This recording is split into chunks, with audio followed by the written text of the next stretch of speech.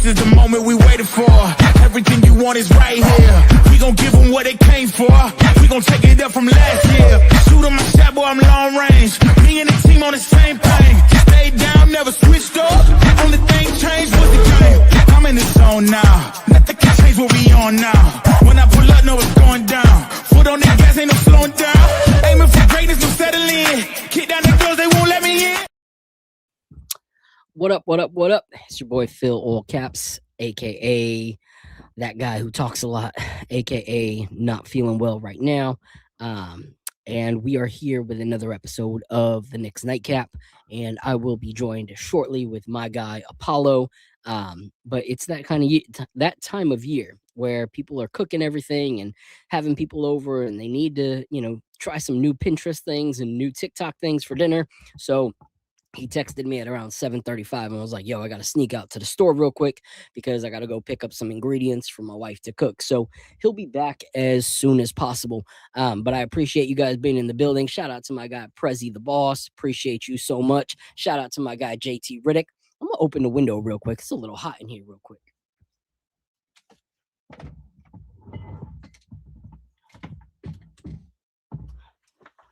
All right, I am back. So since the last time we talked to you guys, last week we were getting ready to see the Orlando Magic in 2 days. And we all know how that kind of went. But when Apollo gets here, we'll break down that game a little bit. But there's a lot to celebrate right now. And like always, this Knicks fan base is split on so many things. And that's just life. That's just how things go. Shout out to Knicks and Ish. What up? Appreciate you guys so much. If you guys don't know who they are, please subscribe. Please follow. Great team over there. Looking forward to maybe them coming up in a little bit to share some of their takes on, these last two games for the New York Knicks. My brother's in the building. He said, what up, little bro? If you guys don't know, I got my start in Knicks content creation because of him and bringing me on to create some content. So shout out to him. Shout out to my guy, Eddie Presti in the building, one of the best to do it. Appreciate you so much, as always. Shout out to Nostalgic Nick.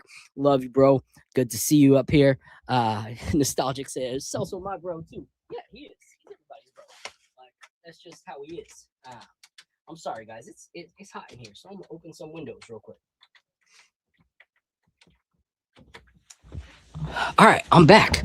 So shout out to everybody in the chat. Looking forward to everybody being able to come up. Today is going to be a full-on open panel. As we talk about different topics, we want you guys to come on up and chit-chat and hang out with us. So feel free to come talk your talk as you hear of a topic that kind of makes your ears ring. We want to make sure that we have an open spot for you guys. So come on up. Just let us know when you want to chop it up with us. But yeah, things are kind of crazy, guys. I'm excited for the New York Knicks right now. And I think that we have a lot to talk about on the future of this team for the rest of the season. Because there's a lot of things that we were thinking, a lot of things that we just recently saw, and we have to decide where we stand. So let's talk about it as we hang out, as we chop it up over some whiskey. We were supposed to have a whiskey guest tonight. Unfortunately, it is the holiday season, and one of their people called out. I don't know what happened, so she's actually running the bar all night.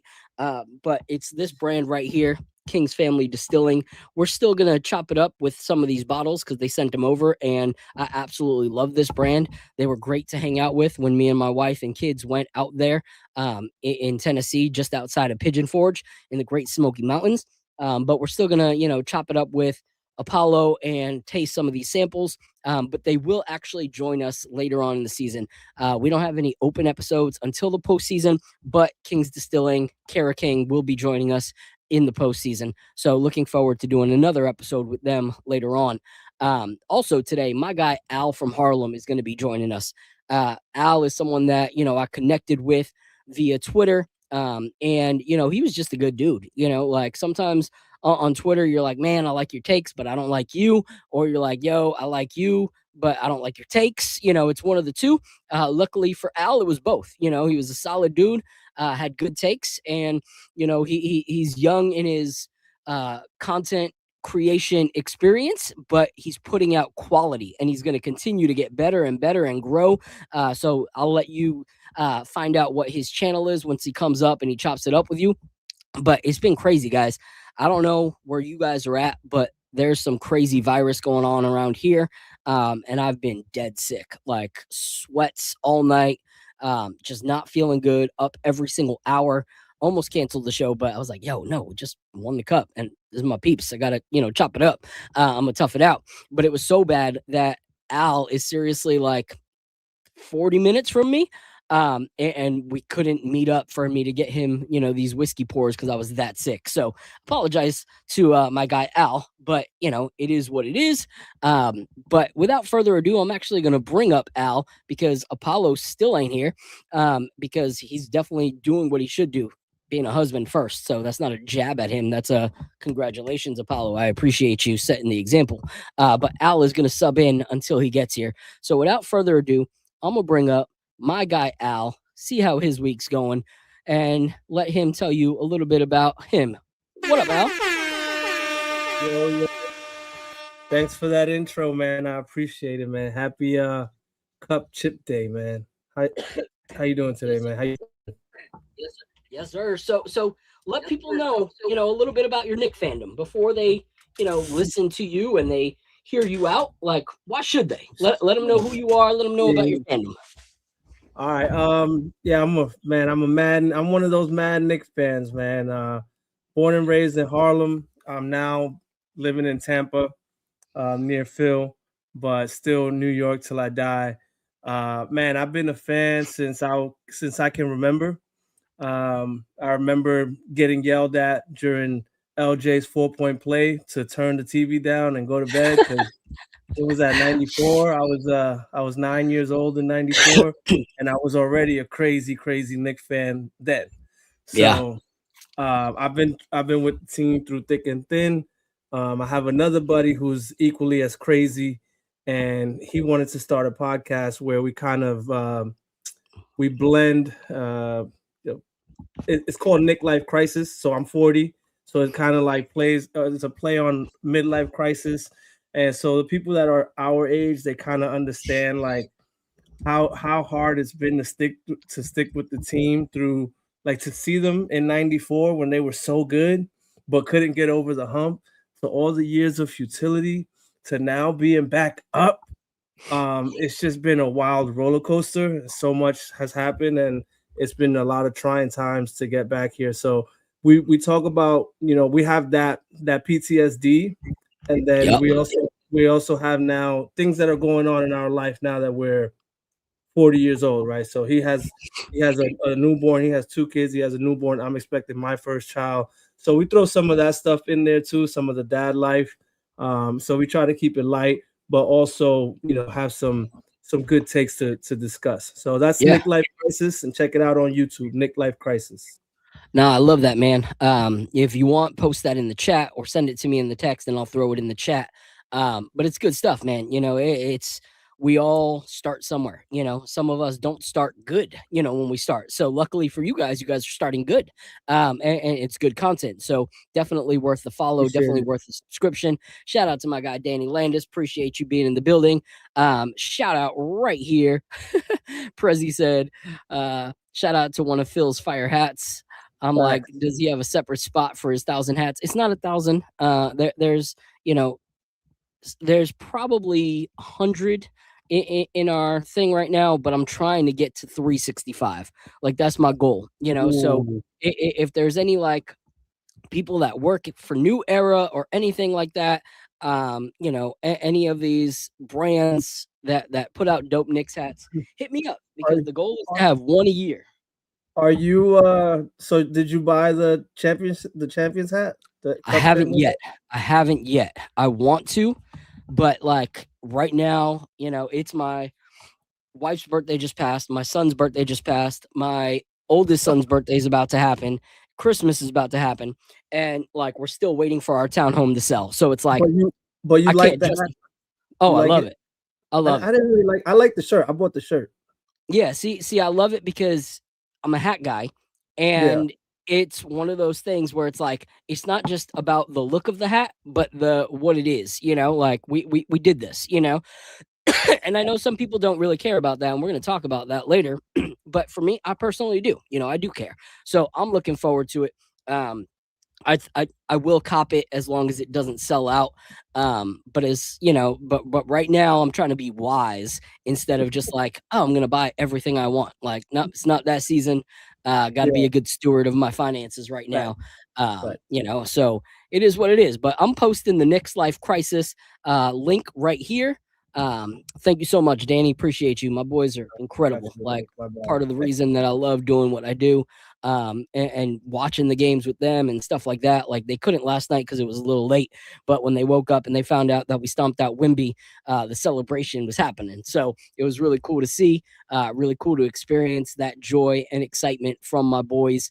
But yeah, let's talk. All right, let's start with the Orlando Magic game. All right, this is one of those games where Orlando was up in the series against us. They're one of those teams that does frustrate the crap out of us. Yeah. The game before, we dealt with this scenario right here, the Oh, little Desmond Bain pegging OG Ananobi. So it was a lot of stuff that we were like, we're gonna in watching that game, because I know looking back, there's always this is my thought during the game, and then this is my thoughts after the game. So in the moment, how were you feeling about that game? well, leading up to the game, it was important. Actually got a fourth game against Orlando. We were only going to play them 3 times this year, but because of the cup, we got to play them a fourth time. If we only got the 3 times, they had the tiebreaker over us. They had 2 games to 1, so we were able to play them a fourth game. And so in my mind, I'm going into the game like we have to beat these guys, if for nothing else, so that we can even up the season series 2-2, and they no longer have the tiebreaker against us in the case that we end up, tied somehow at the end of the year with the Yeah, same and record. that's huge. That's huge. Yeah, Like that's one of those things where I honestly don't think it's going to come down to that, but you yeah, never me neither. know what the Yeah. rest of the season turns into. So to lose home court advantage, to anyone is frustrating. To lose it to the Orlando Magic would be absolutely infuriating. So I agree with you on that. And then what about during the game? So during the game, I thought I got to remember like who really went off that game. Um, So I'll give you a little breakdown. So OG had a really good game. OG had 24 points. He had 1 block, 3 steals, 4 assists, and 6 boards. That was one of those games where you're like, okay, OG's back. Like yeah, he was playing well since he came back, but that game was like, okay, like he's back. You better watch out. what I Um, what really stood out to me that game was the intensity. The intensity was up there. It felt like a playoff game. yep. And that was all these cup games that just happened that we like, especially yesterday too. Part of the things that fans were complaining about for the NBA was like these December games are like kind of meaningless. The players aren't really putting forth a big effort. Like the games are washed down, watered down. And so now the cup has really come in, and you see the effort going way up, way up. And so Yep. that's good to see, because that makes the games more fun to watch when you see people are actually playing hard. You're like, whoa, these guys are getting after it. So I Yeah. thought it had that playoff intensity. And the whole time I'm watching it, I was thinking, like, this is great for Mike Brown, for Yeah. his analysis, for him to see and observe his team in a playoff like atmosphere. And Yep. so he's taking his notes and saying, okay, this guy, we know he's going to show up when the lights are bright, right? So Yeah. that was what I took out of those games the most. That's awesome. All right. Well, I will let you guys know that tonight is a flight night. There'll be 3 different samples that we go through tonight. But I can't really have a whiskey on a Knicks nightcap night without my swishing and sipping partner himself. Like, what kind of like duo? Like, if Batman shows up without Robin, like, what kind of Batman and Robin movie is that? Like, that ain't cool. Like, this is Batman and Robin. This ain't the Dark Knight. This ain't nothing like that. Like, I'm not that gothic. So this is swishing and dishing. All right. And so I'm glad, because not only was he husband of the year and showed up late so that he could support wifey. He's going to have a really good meal when he's done with this show, because not only did he go get the thing, but he got it for tonight's meal. So it's going to be extra good. I know his wife's going to bless the living daylights out of him with that meal when he's done with this show. So without further ado, I want to bring up my guy, Mr. Apollo Reed. Yeah. Yeah, what it do? What it What's going do? on, my guy? What's going on? Chilling, bro. How's the day? It's still going, apparently. You know what I'm saying? But it's good, man. That's gotta when duty calls, you gotta step up, man. Yeah, it's funny because for those that don't know, like Apollo's job is not like sit down at a desk for 8 hours, chill, relax. Like this dude's grinding, So every day I'm like, ooh, all right, it's 7:30. I think we're in the clear. I don't think I'm gonna get the text that he can't join tonight, but it's always a possibility. It's always a possibility that I might get a 3-4 o'clock in the afternoon. Like, yo, bro, I just can't. So I always got to have like the Keanu Reeves replacement players in the background just in case I got to call them up to the big leagues. So I got my like Westchester Knicks version of content creators in my database just in case. Oh, that's hilarious. No, it is, bro. Yes, sir. So, all right. So we're breaking down the Orlando Magic game. All right. And, we're talking about who shined that game. And I was just kind of talking about how this was, for me, the game that said, okay, OG's ready to compete. Like he's done well since he's been back. But it's been like, oh, yeah, it's good to see OG back. But that game was like, okay, OG is back. Like I said, 24 points, 1 block, 3 steals, 4 assists, and 6 boards. Like every single category OG was putting on. And so I was excited to see that. Then Cat had a really good game, honestly, too. 29 points, 8 boards, 2 assists, 1 steal, and a block. But at the end of the day, this was Jalen Brunson's moment. Yeah. Like it just was. This was, I don't remember who it was. Dang. I wish I remembered, but I saw a tweet that day.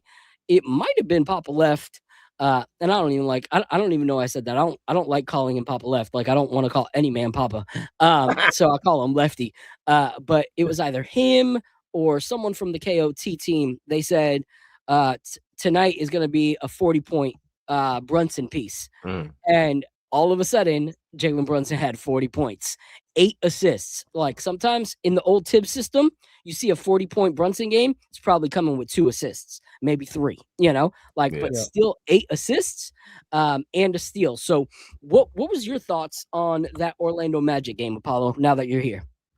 I mean, like you said, like everybody, OG was really, it was good to see OG step up. It was really important for us to have him back and comfortable. And like I said the other day, it was good to see him, I guess he definitely wanted to come back for the Orlando game at first, and then having to see them on Saturday, he definitely stepped up more than a lot of people give him credit for and have given him credit. Hopefully he starts to get some all-star looks now. But he definitely was balling. But like you said, that Jalen Brunson was just on the heater all night, bro. It's hard to not root for that guy when he's on the heater like that.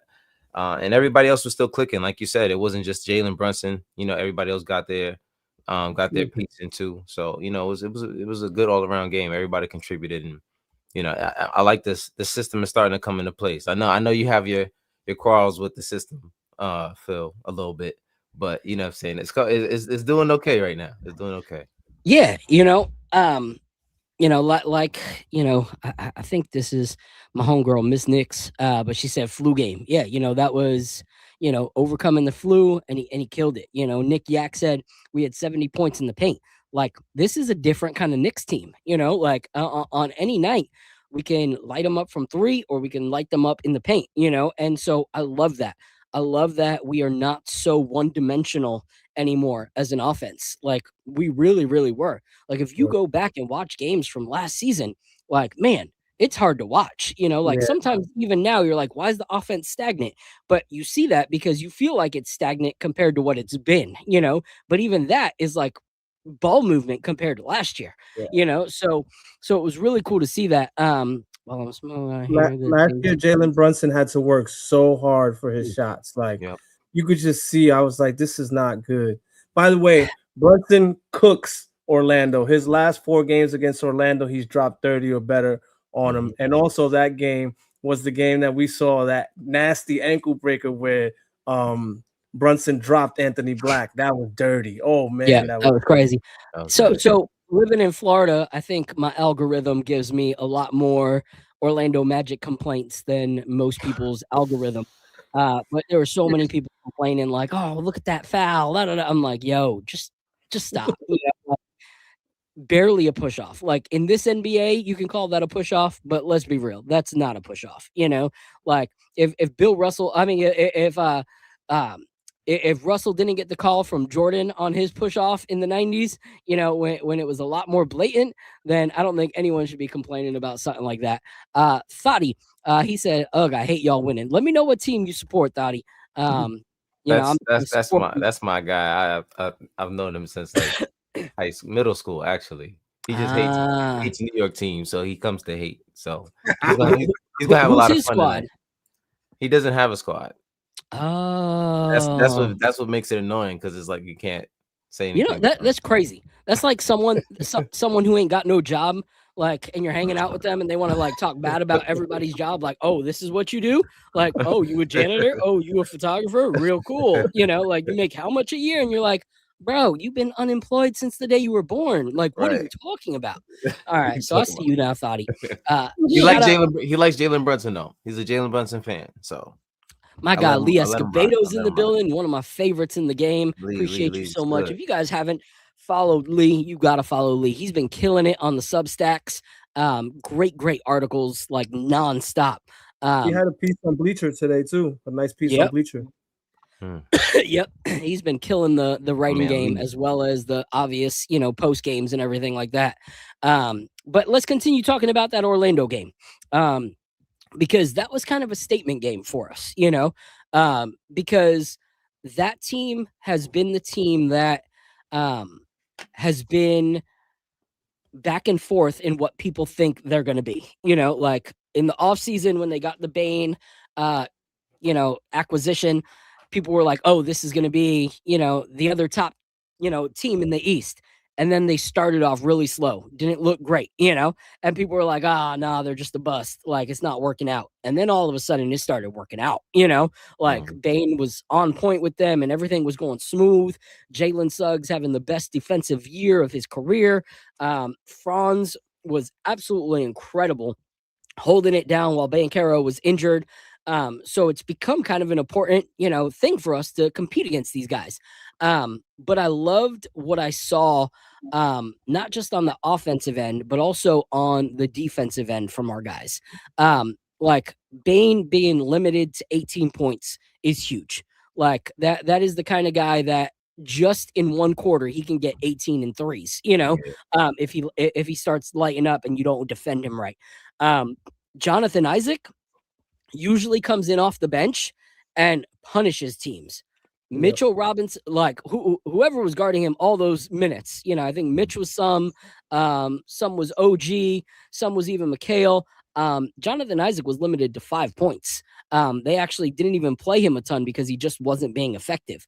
Limited on the boards, limited on everything like that. So we were talking about our thoughts during the game, Apollo. So what was your thoughts watching this Orlando Knicks game? I mean, it's always going to be a game with these guys because they just, you know, they try to be aggressive with us, like super aggressive. But I think these guys really, especially the guys off the bench, like shout out to Cole, like he's really been on a heater too. We've had a lot of contribution from the bench, a lot more than we've had, you know, in the past. So, you know, they're starting to feed off of that, and guys are starting to really play off of it. Cat got more aggressive than he normally has with Orlando, and that's what I've been looking for him. Like, because I kind of feel like what's the guy's name? I mentioned him last time, Wendell Carter Jr.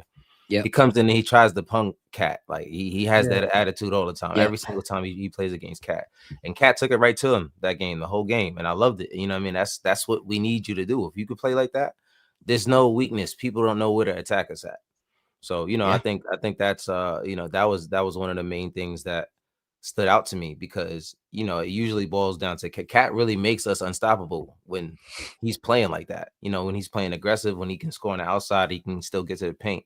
He really makes us really unstoppable because then you can swing the ball around and make things happen for Jalen, and even Josh is starting to shoot now. So, you know, watching the game, I was, you know, of course there was some things that happen now every now and then that was kind of frustrating, but you know, I was pretty confident watching this team versus Orlando, and that didn't really happen much in the first couple games versus them. Yeah.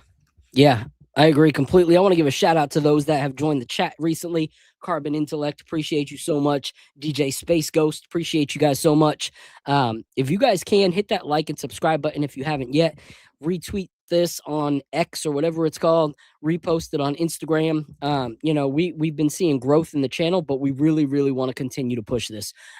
We wanted to see it get past 10K by the new year. And we're almost there. We're going to do a little campaign soon, I believe. I'm waiting to hear back from my guy Fritz and Jay if it's happening. But we really want to get this past 10K and continue to build on it. I believe not just in our squad here, but the whole squad. You know, every single person on this squad, I'm very thankful for. From B to Ebony to Jay to Lee to Fritz to Ryan, like every single person is seriously a blessing to collaborate with. So we definitely want to grow this thing. But one thing I want to say in support of Lee is him and Ebony have a never trade Mitch campaign that they've had for most of the season. And it's hard because when you see some of these games by Mitchell Robinson, it's crazy. Like, the only thing is, like, if we were now seeing him play 28 minutes, you know, like 30 minutes a game, it'd be a no-brainer to get that extension, you know, like no-brainer. Like that extension should have been signed in like honey so that it was sweet every time he thought about it. Like, I don't really care. Do what you got to do. The hard thing is not knowing when that, you know, 15 to 17 minutes will actually be able to be more than that. But if you look at that game alone, they had 3 blocks as a team. Mitchell Robinson had 4 blocks by himself. Like, that's just insane. Like, a guy that can come in for like 17 minutes and get 4 blocks, like, that is such an underrated stat. And that's the actual, like, basketballs that he touched with his hand, not the ones that he deterred, not the fear of God that he put into so many of those players trying to come into the paint and then either dishing it out or missing the shot. Like, that's just the ones that he made contact with. That's crazy. Yeah. So shout out to Mitchell Robinson on that. But, you know, like, one thing I will say is the thing I'm kind of disappointed with right now is that come playoff time, because I don't think we play the Magic again. So come playoff time, if we play them, it'll actually be the first time that we see the Orlando Magic with Franz and Banchero. Like, we have not seen them with their number 1 and their number 2 thus far this season. So it's not like we can watch tape on, you know, how we did against them. We can watch tape on their individual games, but that doesn't say how we responded, you know, to those players.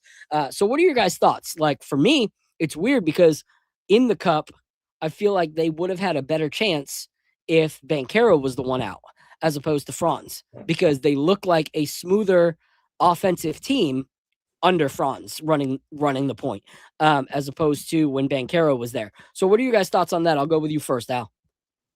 So yeah, they were playing really well with Banchero out. They started the year off slow and they had both of their stars, and then they actually started playing a lot better once Banchero went out, which was so weird. But then now that Franz went out, Banchero had just come off of injury, right? So I don't want to say like they played better without Franz or without Banchero. Banchero came back. He had just been off of injury, so he was probably still a little rusty, working on his timing and all that stuff. So of course they played better with Franz, and they didn't play as good with Paolo in that instance. That's how I took it. And I saw that coming. I was like, what was it? His second game back, third game back? Like, he had just come back. You're muted. But I'm not even just saying against us. Like, just watching how seamless it looked for that offense to get in rhythm with Franz and Jalen. Yeah. You know, Suggs. Like it was kind of crazy to watch. So I think that Banchero's a great player, but I don't know necessarily how he fits the rest of the roster. To me, it's similar to Randall with us, you know, like once we had different players like Brunson and, you know, stuff like that, and we kind of moved in different direction. I don't necessarily think it flowed as well. Like you look at Randall now, it seems a lot more easy for him, you know, out in Minnesota. Like it seems that that roster works better for him and his game. So I'm not sure, you know, but you know, Knicks and Ish said it, you know, same thing happened last season. Orlando played great without Paolo, you know, so that's never a comforting feeling from your like number one, you know, guy is that your team plays really, really well without you. Yeah, that's What are your crazy. thoughts, Apollo? So I mean, so first regarding the Mitch thing, I do want to say that it's the minutes thing is not. I don't think that's on him. I do think that's by coaching staff. I think that's their plan for Mitch. I don't think he's like, yo, I only could play 16, 17 minutes a game. Yeah. You know what I mean? I'm sure he can play more minutes if need be. But at this point, I think what they're trying to do is have him get consistent games in as much as possible, and then ramp up the minutes later, which I'm fine with. At this point, it doesn't seem like we need him to play much more minutes at this point, right this second. So I think we're at a comfortable point. I'm sure he would like to play more minutes, for himself. He would like to play more minutes, but like I said, I don't think it's on him. So in terms of that extension, I don't think that's fair for him to not get the extension if they are telling him not to play so many minutes. And that's the only reason why I'm looking at it like that, is because that wouldn't be fair to me. If I'm a player and I'm saying, I can play more minutes than you guys are giving me, but then you're going to base how much you're going to pay me off the minutes that you're giving me. That's not fair to me. So, and I agree with that. The only thing I'd say is, I'm trying to remember who it was, but we had a whole conversation. Something had come out that Mike Brown was also taking advice and word from Mitchell Robinson's agent on how many minutes he could be playing in this time. I'll try to find the article, but apparently it wasn't just coming from the front office.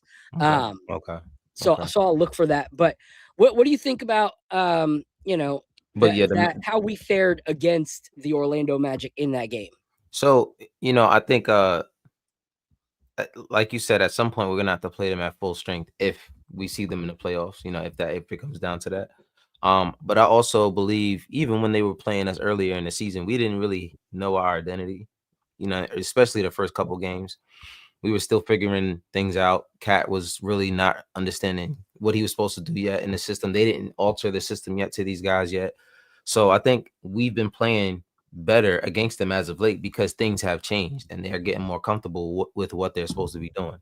So I think, as even though that we haven't seen them at full strength yet this year, I don't think they've seen us at full strength. Technically, I think almost every game we played against them, somebody was out or something like that. So, including, I think Deuce didn't play the last two games, or he got hurt during the last one. No, he got hurt during the one earlier, and then he missed the last game. But, like I said, I think that playing them at full strength is going to be a challenge, of course. But when you combine Paolo and Franz, like I said, when the minutes when Franz is on the floor without Paolo, like you said, they just play a little bit better. It's kind of a different brand. Paolo's a little bit slower as well. You know what I mean? He doesn't hit the pace with him. It's harder to I guess it's harder for him to keep up with the pace. I think that's what I've been noticing with them, because they're playing a lot faster than he can really run with them a lot of times. He's not even the first or second guy back. So, I don't know. Even the last game we played against him, I think he might have been a little bit hobbled, but still, he just looked noticeably slower than a lot of those guys. Yeah. But I think that adds to why they just flow better when he's not on the floor, because you don't have to deal with the speed of or the lack thereof of of Paolo, because a lot of times as talented as he is in a half court, sometimes you need to move the ball and move up and down the court a little bit faster than that, and I think that's where they struggle with him. Yeah, I agree. Before we go to the next topic, Jay Ellis just said, correct, Phil. His agent also wanted a minutes restriction. And so I was Okay. just looking at a New York Post article where Mike Brown was talking about him. And he said that, VP of sports medicine, Casey Smith, alongside of Mitch and his doctors, Mitch and his agent are the ones that are determining the minutes restriction. So whatever they tell me, I'm just Okay. recycling what I'm told.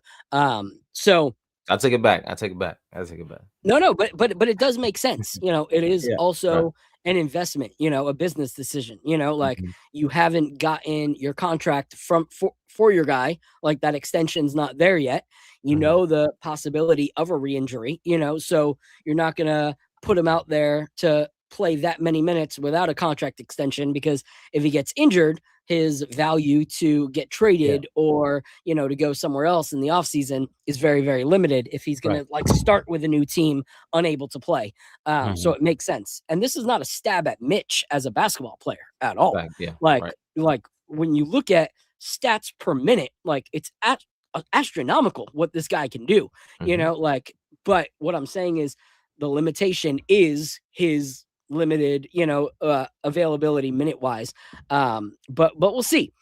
So let's go into our first pour first.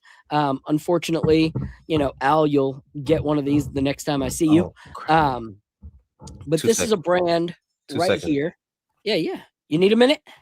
Just a second, cause I grabbed the other one. My Oh, we bad. going all three.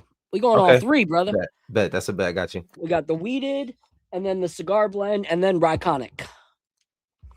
And while we wait for you, I'm gonna bring up my homegirl, Miss Nix, because I know she got something to say about this Orlando Magic game and us stacking up against them and all that stuff. So without further ado, I'm gonna bring up one of the best female voices in the game. And I don't say that like, oh, she's a female, so her voice is down. Like, no, she can hold her own with any of y'all. Like some of y'all need to disable your Twitter and stop talking. But she can continue. So without further ado, this is my homegirl, Miss Nix. Hey y'all, What up? what's up? Give me 1 second. Let me turn the camera the other way. Yeah. So my bad, cause I'm in the car. I, You I good? have to help. I have to help my friend move, so I'm waiting for her now. But I was like, let me jump on and show some love. Appreciate Um, you. so y'all were talking about Orlando, huh? Mm-hmm. So to me, the Orlando game was super important. I think they have been a pest to us for the last couple of seasons. Yep. And it was time to show and prove for the Knicks. And I think that's exactly what we did. I think this Knicks team, and I'm not just saying it because I'm a Knicks fan, but I think this Knicks team is very dangerous when we play Knicks brand of basketball. I think no team stands a chance with us when we play Knicks basketball and everyone is committed. And the reason I say that is because any given night, anybody can go off, Yep. right? Like Orlando's game was JB's game, but JB doesn't do it alone. Yep. JB Facts. doesn't do it alone. I think Al said it earlier. Last season it was JB had to be JB out of desperation. We had no other options. Yep. This year we have options, and the options are even far and beyond our starting five lineup. And I think this is what I love to see. As a Knicks fan, it's a great problem to see. You know what I mean? Like seeing, our starters, eat, um, seeing our bench guys eat. Um, I think it was said earlier, like Cat has been playing great, and Cat is an important piece. I think even to go even further, because I've said it on Knicks and Ish, to me, Cat is the piece. You know what I mean? JB is our best player, but Cat is absolutely our most important player because you run the offense through Cat. It opens up everybody else, and the offense flows so much smoother. Um, and yeah, no, I was super excited. I love the physicality of the Orlando game. It absolutely felt like a playoff game, and just a, you know, for us fans to see what the Knicks would do in certain situations. Um, and not even we didn't even get to fully see it because we're only 25 games in. This is not a team that has played a full season as is with the new system yet. So this is just the beginning, and I think, you know, as Knicks fans, we just need to appreciate the baby steps. Yeah, I love that. You know what's great about that Orlando game, like you said, the physicality, but also one of our fan base's biggest hangups right now was, is this team too small? Like at the end of the day, like especially when you start going down into the bench, like the lack of height. When you look at, you know, the fact that some of these other teams are way bigger than we are, you know, like how are we going to fare in the physicality? And honestly, that game for me was Karl Anthony Towns saying, I know I need to show that I belong here. Because too many times his physicality turns into sloppy basketball, turns into, you know, foul trouble, turns into lack of efficiency when a guy starts to like body him up. And he showed that he can contest. Like he showed that he can put in work against these other teams that have made him look lesser than early in the season. So I was thankful for Cat's game that game, because I felt like he rose to the occasion, which is something we all needed to see. In light of all the trade rumors and everything like that, I think that's something he needed to see, you know, as well, was seeing how he fares, you know, when he's able to play at his best. And I want to play this real quick Twitter clip, because you brought something up that I really, you know, love. You were talking about the system. And I know there's some people in here that are even my people that are like, yo, there is no system. There is no system. And I'm like, yes, there is. Like, there's a clear difference between this New York Knicks team under Mike Brown as opposed to the New York Knicks team under Tom Thibodeau. And I know I could say it till I'm blue in the face. I'm just a 41-year-old, like, old head Knicks content creator. What do I know, right? You know, but when you have the actual players saying that it's different, you got to start listening. Like, you have to start listening, because players speaking up is kind of what got Tom Thibodeau out of here.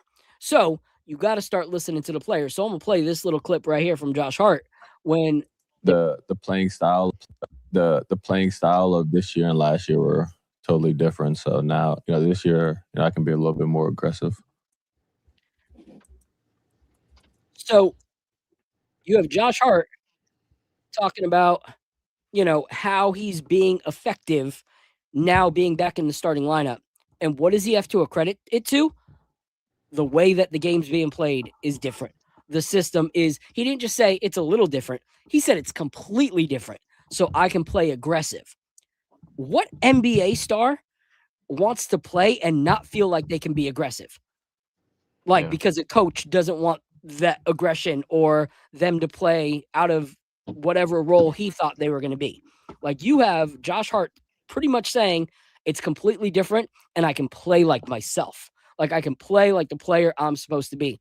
And Josh has been ridiculous since joining the starting lineup this season back under this new Mike Brown system. So I love it. I love it. Isn't it crazy? Last year, that starting five was like the worst starting five in the NBA. And now this year, that starting five is so good. It's insane, the 180 that they've done. Yeah. And not It's only night the and day. system, yeah, not only the system, but the adjustments from the coaching staff. You know, I think me and you talked about it, Phil, where I said I think we lost her. As we wait for her to come back, shout out to my guy State. Appreciate you being in the building. What One up, of my State? guys. It is open panel all night. If you have something to say, people, feel free to click the link below. Appreciate all of you guys being in the building. One thing on that Orlando game is we didn't mention. Well, we were talking about Cat. Cat won the defensive player of the game that game. I put a picture in the chat of him with the Timbs. So that was good to see.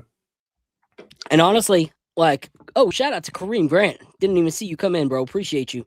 And that's a big thing, is like, that was the thing that was going to limit Cat. You know, like, that's one of the things that's like, you can't be good offensively if you're not on the court. because you were so bad defensively that you had 3 fouls in the first quarter. You know, so to go up against such an aggressive team and then win, like your actual, like, you know, first boots. And I know some people think it's corny. I don't really care. I love it. I love it. I think it's, you know, I think it's, you know, incentive. And if it brings the team together and like has camaraderie, I don't really care how cheesy you think it is. Like if it's working for the team, it's working, you know, and you see the joy in these photos. It's funny because we were saying the same thing last year when the Cavaliers had that little chain thing that they were doing. There's a lot of people that are out there saying that was corny too. And I'm like, yo, listen, if it works for them, if it makes them work for something, each guy work towards something each game. And first of all, Mike Brown, for you to make it the defensive player of the game and not just the player of the game is brilliant. You know what I mean? Because it forces everybody to have a goal of trying to get. Listen, I'm getting them Timbs tonight. You know what I'm saying? So I love it. I love that. I love that idea, man. It's so, really, really smart. You know, one thing I love about Mike Brown, and we're gonna have a little segment giving him props later, but one thing I do love is that little thing alone shows that camaraderie and like being more than just the guy you listen to is important to him. Thanks. Like, yes, he wants to be the coach and all that stuff, but he's not going to be so buddy with you that you're like, oh, that's my friend. But he's also going to be an encouragement. You know, like you hear how he talks about Jalen Brunson. Like, hey, I'm glad he got the cup, but whether or not they gave it to him or not, like he should be in MVP conversations regardless in the cup or in the season. You know, like he says the right things. And I don't think it's because he's politician style, you know, NBA coach. Like, I think that's really who he is, you know, and he's finding like his acceptance in New York, and he's watching something go from night to day, you know, in the offensive, you know, like way that this team plays, even defensively. Like you said, same roster, yet you look at, you know, the ratings, it's completely different, you know, like from the starting lineup. So I'm gonna bring Miss Knicks back up, let her finish her take, and then I got my guy Nabil chilling in the background, and he's gonna come on up too. So let's get Miss Knicks back up here. My bad, y'all. My daughter is flying to Chicago, so she was calling me to let me know she landed safely. Nah, you good. Good. But what I was saying, I think we were having a conversation where I said I absolutely hated the offense. I hated that we were, you know, just breaking down the defense and popping out the three. We had we didn't have a plan B to when our shots didn't fall through. And I love the fact that Mike Brown said, I had a conversation with the players and the coaches, and they put their input in, and I adjusted. And you saw that was like automatic change in what we saw going on the court, right? Because now we're taking more inside shots. We're using our strengths to our advantage to win basketball games. And I think at that point, at that change is when we started seeing belt to ass for real with this team. So I absolutely, not only a different system, but a different mindset with the coaching staff. And, you know, adjustments. You know, Tibbs, for all that he was great at, was terrible at adjusting. Yep. Terrible. Yeah. You got to think about he almost presented it. Yeah. Yeah. And we're going to talk about some of the adjustments from last night's game because that was crazy.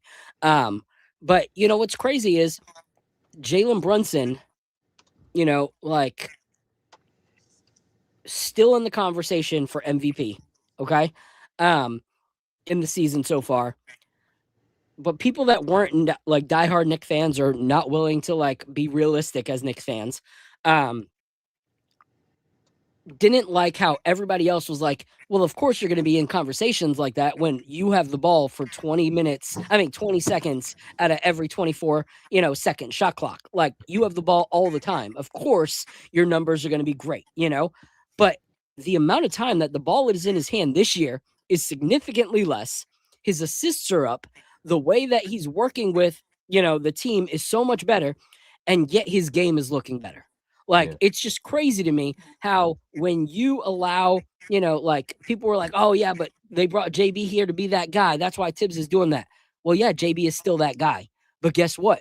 Now everybody else wants to fight just as hard as he does to win, because it's not just JB and the Pips. It's like a whole squad, and so they're all building. I said this last season, I'll say it again.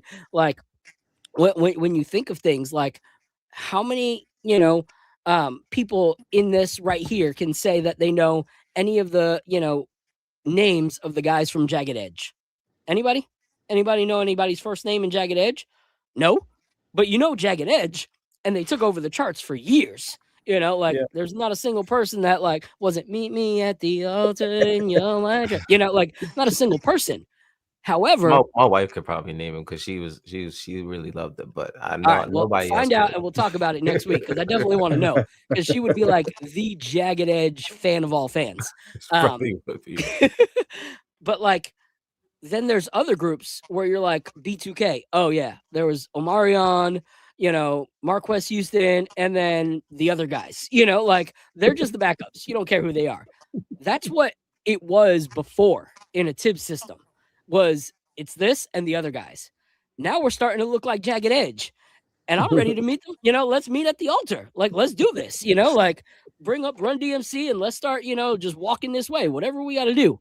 But anyway, so all right. So Miss Nix, I know you're helping friend move. What are your thoughts on the NBA Cup? I'll end with that from you before we bring up Nabil. As in how we played, or no, just the cup in general. To be honest, I think I wasn't really a fan of the cup too much, but I understand why the NBA has done it. I think, teams doing excessive resting of their players early on in the season kind of forced this. I think teams not being really super competitive also forced this. So I think the NBA had to do something to, have their ratings up early on in the season. And so now we have the NBA Cup. I think not only were the Knicks games really good, I think all the games have been really good. The Spurs and OKC game was super good. I mean, crazy. It's good for the game. And so it's kind of grown on me. I love it. Well, I appreciate you. I know you're doing the move thing, but as different topics come up, you can hop up whenever you want, girl. Absolutely. Y'all have a good night and back to business tomorrow. Let's go Knicks. Yes, sir. Have a good night. Appreciate you. You too. All right. So before we bring up Nabil, let's get that first pour. All right. This right here. You said we're doing 3? Yeah. I only got 2 of these. Just letting you know. They sent 2 small samples. Oh, the Kings. Okay. Yeah. Okay. Yeah, I one of brought them those in cigar here just to be blend. sure. Okay. Got you. But we'll do this one first. You got time. No, it's here. Right. I got it. So this is the weeded bourbon, but it's toasted. And I love toasted bourbon. For those of y'all who don't know what toasted bourbon is, they char the inside of the wood for extra aging, and it brings out all sorts of cool notes that you don't have. So in whiskey, there's there's bourbon, rye, but then you can get weeded, and so this one's a weeded. It's 112.8 proof. And I actually didn't crack this one open yet because I wanted to do it on the show. Ooh, I love that sound. That cork pop was beautiful. Anyway, so we're going to pour a little sample of this and get right into it. But this is a family called the Kings family, and they actually are a distillery. Well, they are distillers. Their distillery is in the Great Smoky Mountains, but they actually don't make their own. They're one of the brands that they get from different places. They can do blends and stuff like that. But their bottles are incredible. Me and my family went out there probably 8 months ago and hung out with them, and they were incredible. They did some stuff with us last season. Kara, which is their husband and wife team, she was supposed to be on the show today. Some work stuff happened with someone calling out or quitting, and it's Christmas rush at the bar and everything like that. So she's going to come and join us in the playoffs. But we're still going to do it. So shout out to her. She also sent me this dope thing. So while I was there was this like crew neck that I really wanted, and I was like, dang it, I didn't pick it up. And so she knew I wanted it, so she sent it over to me, which I was very thankful because she didn't need to do that. I'm trying to figure out how to, style. There we go. I'm gonna take this off right here. So it's really cool because one of the bottles is called Ryconic. So it says, in a world where you can be anything, be Ryconic. So it's like a play on words from iconic, Ryconic. And I love rye whiskey, so it's going to be dope. So cheers, Apollo. We'll grab a sip while we listen to Nabil's take, and then we'll kind of go from there. I'm having Nabil come up and give his little take on the Orlando game before we move into our game last night. So Nabil, give me a thumbs up if you are good to come on up. There's that thumb. Appreciate you. So without further ado, here is my guy, Mr. Nabil. Yo, Hello, bro. what's going on? Nope. Chilling, man. How are you? I'm doing good. Just about to go to bed. It's 2:00 here in England, but I just wanted to make a quick take before I go. I just want to appreciate say that. congrats on winning the cup final. I was at first, when it first started, I didn't really like the idea of it. I had mixed opinions about it, but over time I have liked it. I've grown to like it, and it's good competitiveness midway through the season. Not even midway through the season, in December. So it's a good way to amp the intensity of the season, and that's what the Knicks did. They took care of business in the group stage, the quarterfinals against my Raptors, the semifinals, and the finals. It was a good tournament. There was amazing games. OKC was an amazing game. The Orlando game was close. So they did what they were supposed to do. They're a championship level team. Even though some people call this a fake championship, I don't. This is part of a season. It's not just for fun. It's a prize incentive. It's a lot of money towards the players. So they take it very seriously. And I think the fans, not just Knicks fans, but any other fans who talk bad about it should really reconsider their thoughts, because it is a fun little tournament. And I'm glad the NBA put it in place for more competitiveness. Yeah, I love that, Nabil. First, this is how you know you got something going on. It's 2:00 in the morning, and my homie is in England, and he's rocking with us, and he's not even a Knicks fan. Like this is my guy. And I agree with him, man. And I think that we're gonna pivot and talk about this topic after Nabil gets off, about the actual cup and people's split on whether it's something we need to do, something that's overrated, anything like that. But I appreciate you, Nabil. I appreciate your support for the show, but also your level-headedness as a basketball fan. Like so many people are like act as if they have like skin in the game, like they're investors in the team, and they can't like talk to anybody from another fan base. And here you are at 2 a.m, like, yo, let me rock with Phil and Apollo real quick. So I appreciate you, bro. And I hope that we don't keep you up too late so you can get some rest for your work day tomorrow. But thank you so much as always, Nabil. Appreciate you, bro. Thank you. Have Shout a out to you, nice night, Nabil. everyone. Have a good night, buddy. All right, bro. All right, so let's talk about this cup before we go into the post. Because I agree with him. Like, even within the Knicks fan base, there's so many people that are split on the NBA Cup. And does it matter? Should it happen? And as someone who grew up in an NBA era where it was so competitive, where it was like it didn't matter if it was the first game of the season. Like, you could see altercations between players because they were too physical, or someone got heated, and things just were very tense, and there was rivalries. And I started getting to a point where it was like, okay, this is just regular season. Like, how many times have we heard that? Like, this is just regular season. It doesn't really matter. It's just regular season. You get to the All-Star break. The All-Star break's a complete joke. No one actually plays. There's no competition. You're like, why am I watching this? So for me, I like the NBA Cup. Like Nabil was saying, like it was competitive. Like it wasn't like it didn't matter to the, players or the teams. So why are we as fans acting like it doesn't matter? Like you saw the disgust and frustration on SGA's face, when they lost. You saw, when Jalen Suggs couldn't finish the game. You saw how frustrated and upset he was going back into the locker room.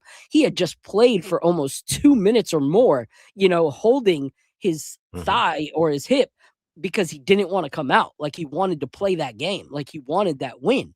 And so if it matters to them, like I don't understand how we, can make it seem like it really is nothing, especially to the players at the end of the bench. They're almost doubling their salary, by winning the NBA Cup. And so that whole thing to me is a little crazy. I'm not one of those guys who's like, yeah, I want to raise a flag. I don't want to wave the banner, raise the banner in the garden. I know people are split on that too, but I do think it's something that was awesome to win. So, what are your thoughts on the cup, Apollo? I mean, at first I wasn't a fan of it. Like most people, like I didn't understand it. I didn't know what the deal was. Some people had a good grasp on what the cause was, how it came about. How it came about. I mean, personally, it was something that I just didn't. I knew why they were trying to do it, but I didn't see how it was going to work. But then of course, there's a money incentive. Guys are always gonna play hard for more money. So at this point, especially now that we won, I love it. I love it. You know what I mean? You can't be mad at it. You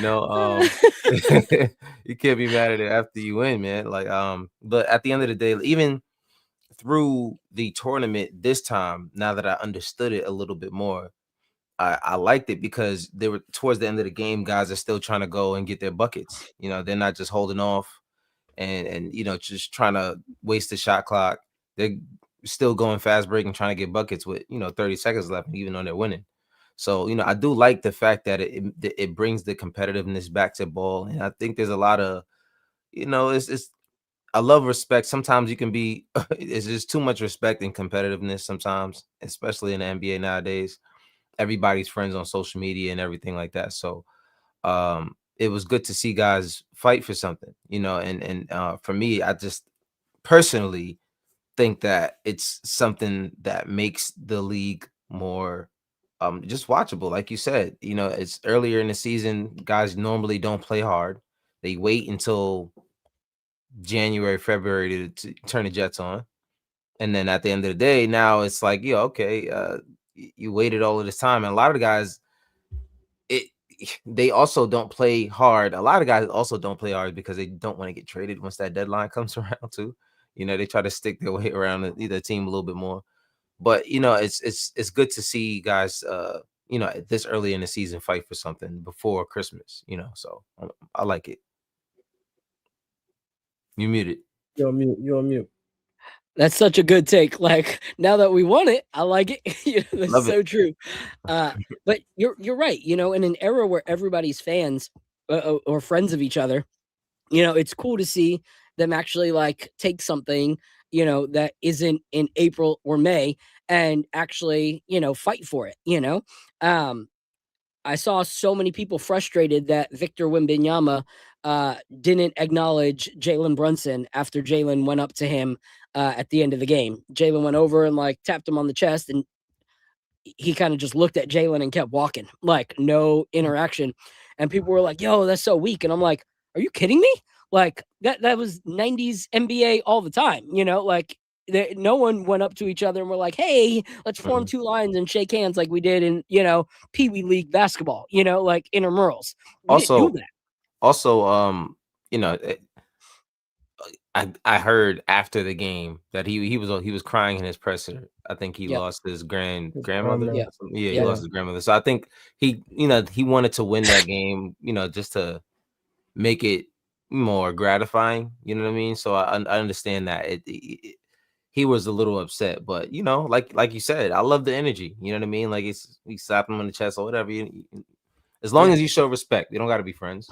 Just show the respect. That's cool. One thing I'm not okay with is people that are like blaming the fact that the Spurs lost on him losing a family member. You know, like, oh, he didn't show up because he was grieving this, that, and whatever. And I'm like, yo, like, seriously, as a professional photographer, if I told my couple, like, at their wedding, like, hey, these photos are basura, like, they're absolute trash, but I lost my aunt, you know, or, oh, I lost my grandma. Like, you think that it matters, you know, to them? Like, they still paid me what they paid me. And they definitely didn't pay me what they pay Wimby.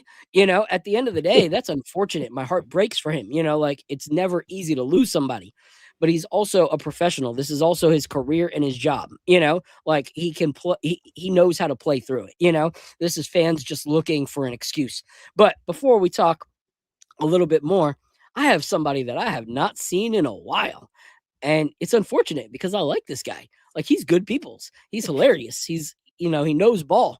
He actually coaches, which is why most of the time when I hit him up and I'm like, yo, you want to get on? He's like, nah, bro, we're conquering the West Coast one game at a time. I'm like, all right, bro, real sweet, Swanee. So without further ado, here's my guy and Apollo's homie, Mr. Swanee. Oh, you muted. You on that mute life. You He muted. got the hat. He got the hat already. He got the hat. Yeah, Y'all can hear now me? we- Yeah, I hear you. You got the hat already, man. Yeah. Oh yeah, Solid we was at the game. I had to get it. Yeah, I that's had what's to up. get it. That's what's up. Yeah, I'm man. gonna get mine in January. It'll be here in January. Yo, I told the guy when I walked in, I said, I know y'all got merch back there. Just put one aside for me because I know we get one. Y'all might as well put a Spurs merch out because I'm on my way out. And I went right back when I was coming out. I was like, "Where's my hat? Where's my hat? Where's my I love hat?" it. That's what's So up. it's the perfect question. We were just talking about, like, thoughts on the cup. Like, is it something, you know, overrated? Is it something worth supporting? All that stuff. You good? You don't have to worry. We all got kids. It's life. Yeah, What up, little Swanee? But it's my daughter. hey, hi, hello, go Knicks. I love it. The young generation. What are your thoughts on the cup? Man, I'll be honest. The cup is an amazing event. The competitiveness of the teams that's playing, the fan bases that show up. Bro, San Antonio was crunk. I'm not even gonna hold y'all. San Antonio was crunk from before the game started until obviously they started losing in the fourth. But they was going at it, bro. They was talking their noise. I didn't even know they had a fight song. Like, they got a fight song in San Antonio. They were singing it the whole time. They was going all blah, blah, blah. So, you know, I was trolling at the end. I was like, no, sing it now. Go ahead, y'all. Sing your song. Sing y'all song. Let's hear it. But it was good, man. The atmosphere was good. I thought, like, from the TV, it kind of seems like it's not a competitive environment. It seems like the crowd maybe not as much. That's not true, bro. When you there, it's competitive. And there's a lot of just basketball fans there. A lot of Lakers jerseys, Golden State jerseys, Grizzlies jerseys. Like, you seen all people that just like basketball was at the game. It was highly attended. There was like maybe a few seats sprinkled here and there that was, you know, that didn't have people in them, but it was a competitive game. Everybody wanted to win, bro. The players, the fan bases, everybody wanted to win. Like, the fans that were there from other teams, we had Celtics fans come up to us at the game, not the ones on Twitter that don't go to games. I'm talking about the ones that really, they was mad that their team wasn't in. It was like, yo, we want to be here. Like, we want to be here. We want to win. Like, I get it. It doesn't count on the regular season record, but it does mean something. If you are a competitor, you want to win. Period. I don't care what it is. My boy said yesterday, it could be in a scrimmage. I want to win. If I'm a competitor, I want to win. So miss me with all that. Oh, it's just a cup, or it's just this. No, I want to win. I want to win. I love that. I love that. You know what's crazy to me, guys, is like, I feel like people spin the block because it's the Knicks, you know? 100%. Because you got to think, if, let's say, OKC beat the Spurs and then they beat us, it's OKC is continuing to show why they're going to be a legacy, and they're just giving you a foreshadowing of what's going to happen at the end of the season when they win another chip. That's the narrative that would be pushed if SGA and Chet led OKC to win. If the Spurs won, it's the alien has come into the league, and alongside his young, promising teammates, they're able to show that they're ready to dethrone OKC as the next legacy team. But yet when it's the Knicks, but it's just they can't do that against OKC in a real series, or when it really matters, or when I'm sorry, Jordan Clarkson didn't look like it didn't matter in the last few minutes of the game. Tyler Kolek didn't look like it didn't matter. Matter of fact, the guys on the bench who never got out of their street clothes didn't celebrate like it didn't matter, and they're the ones that are actual paid NBA fans. So for us to have our little Twitter fingers and say, oh, it doesn't really matter is absolute nonsense. And all those that are in the media saying it doesn't matter is just because it doesn't fit your narrative to hate the New York Knicks. And you have to stick to your New York Knicks narrative, because when it was a bubble and LeBron raised a bubble banner where everyone in the league said it was weird and different and didn't feel like a real season, you guys were okay celebrating the LeBron bubble banner, but now that it's a real season and all the players are actually competing, you can't celebrate the fact that the Knicks won the cup. That's just nonsense, agendas being pushed. So I can't support that. I can't. I think a lot of that has to come from people that didn't play ball, man. Because if you played ball, you know that, say you're in high school, right?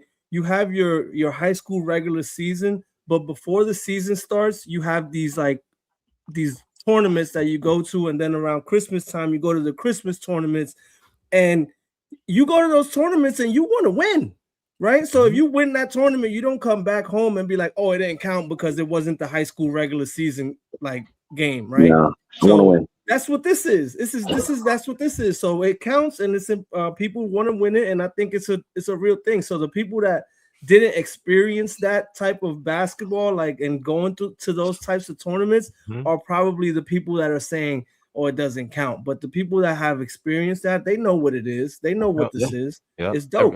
Every park league I've ever played in, we wanted to win. It didn't matter that it was just a park league. That didn't matter. Every league. Every league. On every level. I don't care. I want to win. Yeah, I was about to say, forget Park League. If I'm at the YMCA getting ready to go to work and I'm putting out one more game, I want to win. I'm not trying to lose. Me and little tiny Tim over there are going to get into a little scuffle because we're that competitive. It is what it is. But I agree, so let's talk about the actual game, because that game was crazy last night. There was sometimes that I was straight up sweating in my seat, especially that's what I'm saying, little one. That's how I felt. That's the sound that my heart and my stomach were making, that's just crazy. I had those kind of frustration sounds coming out of me too. My wife was like, yo, you okay? You need a doctor? I was like, no, we're just down 11, so whatever. But it was tight. It was really, really tight against the Spurs. And they weren't holding back. They are a talented team. Anyone who doesn't want to give it to the Spurs, that team is super talented. Castle, Vassell, Lassell, all the Assel, whatever, all those, all those guys. I didn't even mean to say that. That just came out. But I was just trying to rhyme, and then I was like, oh, that's not the word that meant to come out. But anyway, forgive me, fans. But what I'm saying is, all those rhyming names, those kids are talented. That makes it to where Wemby isn't the only threat you have to worry about, and adding Fox to that team was genius. There were just moments where it was just dang it, we can't stop one guy in Fox, back-to-back threes, great reads, with the assist. But we ended up taking the win, and it was, what was it? The final score was 124 to 113. So I just want to go down the line and popcorn it around, and I'll call on each one of you for your thought. But I want to talk about the players on the team and what we saw yesterday. And so first, I want to start with talking about Where's it at? Mr. Jalen Brunson. All right, let's talk about JB. All right, and let's talk about what we saw from Mr. Jalen Brunson. To me, not his best game. However, he still led the team and still did what a captain needs to do and make moves even if you're not the center of the offense or, not everything is completely, falling for you. His percentage was down, especially from 3-point, like abysmal 20%. But still getting 8 assists, like this is a different Jalen Brunson, when you start talking about assists. So I'll go with you first, Apollo. What was your thoughts on Jalen Brunson last night? I mean, it's like you said. It's first of all, the shout out to the Spurs. Those young guys are going to be really, really, really scary in a couple years. I think that team right there is part of the reason why I believe our window is as small as it might be, because once they start getting it going, I don't think anybody's gonna be able to beat them with Wemby healthy. You know what I mean? So thank God he's in the West, and we don't got to deal with that. Facts. You know what I mean? 4 times a year, but Jalen Brunson last night, like you said, he was just being a leader. His shots weren't really falling the way that he wanted them to all night, but guys, he got them young guys were putting pressure on him. There was this one play where I think was it Vassell or Castle, one of them, one of the Rhymer guys. He just was putting pressure on him. He couldn't get by him at all. And another play, he tried to get over half court. I don't know why he went into the corner of the half court like he did. Castle, yeah. And it ended up being an over and back on that play. And I'm just like, I don't know, that was a little uncharacteristic of JB. But it's to see these guys being around him and still help him and still do things like, and that was what I was always worried about that last year, is if Jalen Brunson is not getting it going, if he's not rolling, what do we do? What do we go to? And when you have a system that's based off of ISO, it's really just, it's dysfunction when the head of the snake is not scoring. So when you have the system where it's based off of read and react and it's, getting the ball out and, touching and passing, as soon as I've never seen these guys pass as much as they feel. Sometimes, a guy is passing before he even gets the ball. So, and just to have that system going, it allows JB to not have a great shooting night, but like you said, still have 8 assists and still be able to contribute in other ways to the game. And his impact in the game, no matter how much he scores, when JB's there, you know what I mean? Because you have to focus on him, which allows everyone else to fall into, everything else to fall into place, and all the other guys to, hit shots and be aggressive the way they can be, because everybody's focused on JB all the time. So, shout out to him, the captain. He led us to the cup last night. So, like you said, not a great shooting game, but a great leading game. All right. Yeah. So shout out to the cup MVP, Mr. Brunson Burner himself. And we're going to move to the next guy, and I'm going to throw it to somebody else, because Apollo gave a great point. Last season, we would always go, if Jalen Brunson doesn't got it, then what? Because our team revolved around that. Like, that is what we needed. There were so many games that we needed Miracle Brunson. Like, we needed miracle after miracle after miracle. And if Brunson was off, there was an issue. And then we brought in Cat, and it was like, well, if he's off, at least we got Cat. That was the new narrative. At least we have Cat. So we're going to talk about Karl Anthony Towns, and there's a reason that we're going to talk about Cat. But I'll go first to Al. What was your thoughts on, Mr. Bodega last night? Yeah, he also didn't have the best game. He finished with 16 points, 11 rebounds, so he still got that double-double. He did get 2 steals, which is nice to see. That means he's, working hard on the defensive end. And then the other thing that I always look for when I'm looking at Cat's stat line and his impact on the game is how many threes did he bang, right? We got Cat. He's the best big man shooter to ever live. And sometimes he doesn't shoot the three enough for me. So I like to see him jack up those threes, get the defense spread out so that there's driving lanes for Brunson and for Hart and for Bridges. So I was happy to see that he made 2 threes. He took 5. That's enough for me. I would like him to make like 3 a game, but 2 for 5 is fine, especially because the way OG Anunoby had it going. So 16 and 11. I love the rebounding. We definitely needed it. There was a point in time in the game where I felt like San Antonio was getting so many second chance points, and I felt like we were getting out rebounded. I had to go back and look at the box score and check the team stats, and we actually did out rebound them. But I don't know about you guys, but I felt that at some point during the game, like they were getting a ton of offensive rebounds. So good to see that Cat was in there mixing it up, getting them boards. But overall, good game from Cat. I give him like a B for that game. So, yes, there was a point in time where we were like losing on the rebound game. It was a short stint, but it was in that time that they ended up going up 11 or 12. Yeah. And that's why it felt so long, because it was increasing the lead, but also making us feel like coming back is further and further away. And so here's a funny situation is the narrative and the way the old offense was ran was, okay, without Jalen Brunson going off, like it's going to take a miracle. Then we got Cat, and it was, well, if it's not a Jalen Brunson night, at least it can be a Cat night. Yep. Well, guess what? Yep. We won the cup against a team that was hungry, and it wasn't a Cat or a JB night. Facts. Which shows that the system is different. That's If crazy. this would have been a Julius Randle, Jalen Brunson type offense that we used to run, and neither one of those were having a miracle game, there's no way we would have won that game last night.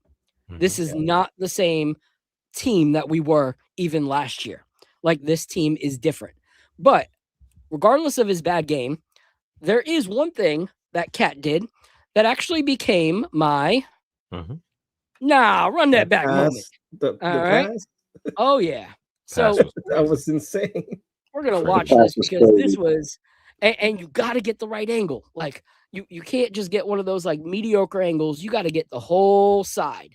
You got to show that side, because that's where the game changer is for this right here. So let's go and share my screen, because this is my run that back moment.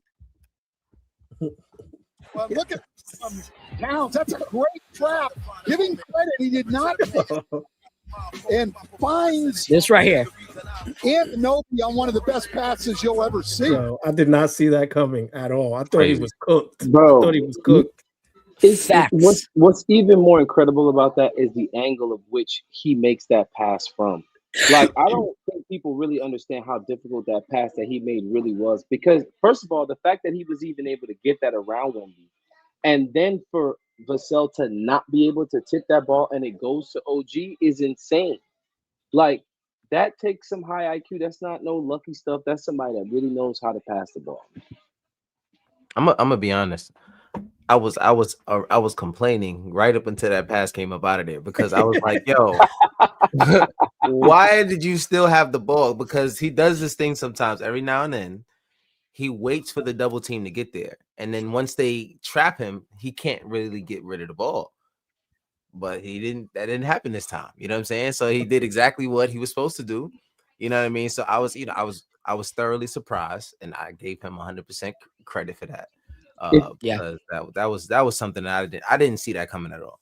If I can, Phil, just real quick. Yeah. The thing that I appreciate the most about Cat this season, and I have to attribute it to coaching, because he's mentioned this from the beginning of the season, is his ability to stop complaining for calls and to get back on defense. Karl-Anthony Towns has literally, for the last few games, has stopped complaining on calls. And we all know, watching this team, how frustrating it would be, because he wouldn't get back on defense, or he's just complaining, and it looks bad. It looks terrible. As somebody that likes to watch basketball, you now taking yourself out of this play to complain about a call, bro. Get back on defense. And Mike Brown had said from the beginning of the season that him and his team was making a point of emphasis to stop complaining for fouls. And that is a thing that I've noticed with this team, that we do not complain. Now, the only person that's still skirting the line is Josh Hart. Yes. Yeah, He's still going to do his thing. But everybody else has really slowed down on it. It was real bad last season. It was Yeah. really it was out of control and out of hand. But Cat has made a serious effort, and I appreciate that. Yeah. Yeah. It was bad in the start of the season, which is why Mike Brown Yes. publicly said it. Like he was like, no, I straight up told Cat he needs to cut that out. Like, I love that. Cut it out. We never had that kind of accountability from Tibbs, especially like publicly, and so I love that. For me, that was the pass of the cup. Like, that was the best pass you're going to see. That was straight Hands up like down. Patrick Mahomes style, like sidearm, like just crazy. It was like Patrick Mahomes meets Nolan Ryan, assist to OG Anunoby. It was crazy. Like, to me, that was the highlight of the game. And so I was thankful. And here's the thing. Jalen had an off shooting night. He found a way to contribute with the assists. Cat had an off shooting night, was able to find a way to contribute with passes like that, but also with boards. These guys are learning that they don't have to be the star point wise to still be a star of a basketball player for this organization and for this roster. And I think that's huge. So we're going to move on to the next guy. But Apollo, what'd you think of that toasted weed, bro? I liked it, man. It's what was the it gave me kind of I guess what's the a pecan or like a cashew kind of taste in there? Like not more like an almond kind of taste. Yeah, which was cool. I think it was it's not a lot of bite. Yeah, it's a nice balance. Yeah, it's a good pour. Mhm. All right, we're gonna pour this one up while we talk about the next player. This right here is the cigar blend, which, as you can tell from the name, pairs well with a cigar. Hey, Cigar blend. Their bourbons are pretty dark, man. I like when my bourbons are that color, Bro, man. this Makes is me so feel dark. like it has good body. Yeah, I that love looks it. dark. This is so dark. This one comes in at 115 proof. Nice. So, and this one is it's a blend of bourbon whiskeys finished in a sherry cask, then in a Madeira cask, and in a port cask. So it's got 3 Sounds finishes on it. fantastic. Yeah, it's gonna be absolutely delicious. This is the actual one that I did crack open on the Orlando game, and it's delicious. So, all right, so let's talk about the next guy. All right, and we're gonna talk about OG freaking Anunoby. Like, this dude put in work for the New York Knicks, not only in that Orlando game. Yes, sir. Love it. His stat line was crazy. 28 points, 1 block, 3 assists, 9 rebounds, and he played the second most minutes. Jalen Brunson played 41. No one at me about minutes police. Okay, this was a cup championship game. These guys haven't been playing those minutes at all this season. But OG was super impressive, guys. Like, the confidence to unload the 3 at a beautiful and healthy clip. His defense was just on point. And that's the hard thing, is like, when you look, he went 5 for 10 from 3, which is incredible. But even though he was so great offensively, defense doesn't always tell the story when you just look at stats, So that's why when people are like, oh, well, why would OG be an all-star when he averages like 20? What, this guy averages like 30. Well, yeah, but he also does absolutely nothing on the other end, as opposed to OG, who does everything on the other end. Like, get rid of your like one-dimensional basketball player and look at the game from both sides. So, Apollo, this was your player of the game last night. Wait, who did I throw it to last on Cat? That was me. That was you. All right. So, Apollo, take the stage, because you told me this was your player of the game. Man, we don't get this win without OG, man. I think it's just the way he was playing. Of course, a lot of the guys that even the Jalen named at the end of the game, those we not winning without those guys either. But OG was everywhere. He was everywhere. He was all over the place tonight. The past few games, it seems as though he understands his role in the system more and more every single game. You heard about it the other night. which I didn't know. He reached out to Dirk Nowitzki asking him about his shooting form, and I'm It's like, the little things. It's the little what? things. Yeah, man. I'm like, yo, what is going on? And he like he said, he was asking him about every little detail. And you know, it's just the two fingers and the railroad track and all of that he was talking about. So it was good to see that he's a student of the game. Like he wants to change. He understands where his faults were, and he said, you know what?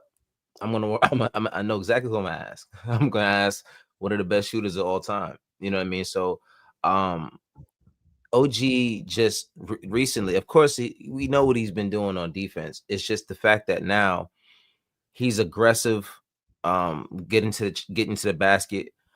He's attacking, he's shooting, doing step backs and everything is starting to look more fluent. At first, when he started to do it, you can tell he wasn't really comfortable, but you know, this is free reign at this point. Like, you got it, go ahead, do your thing. But now he's starting to get more comfortable. Even when I was talking on my channel, I was talking about it a few times, and I'm like, OG's bag is a little empty every now and then. Like, he does some things, and it's like, what are you doing? But now recently, you know, he's like getting into what he's supposed to be doing, and now it's so much easier for him to get into that back a little bit. And a lot of it is just him being aggressive. A lot of guys can't jump with OG. A lot of guys aren't strong enough to deal with OG driving to the basket, giving him a shoulder bump. He's just taking advantage of what he is as a player. You know what I'm saying? And last night he showed out, man. It's the 28 points and knocking down 5 out of 10 from the 3-point line. It's just something that we didn't expect when we were when we traded for OG. So, you know, shout out to him, man. Little things that if you don't pay attention, like, you'll miss. You know, like, this guy is getting confident. And this is the perfect time to be like gaining confidence. Like, you just came back from an injury, yet you're still going full on competitive nature.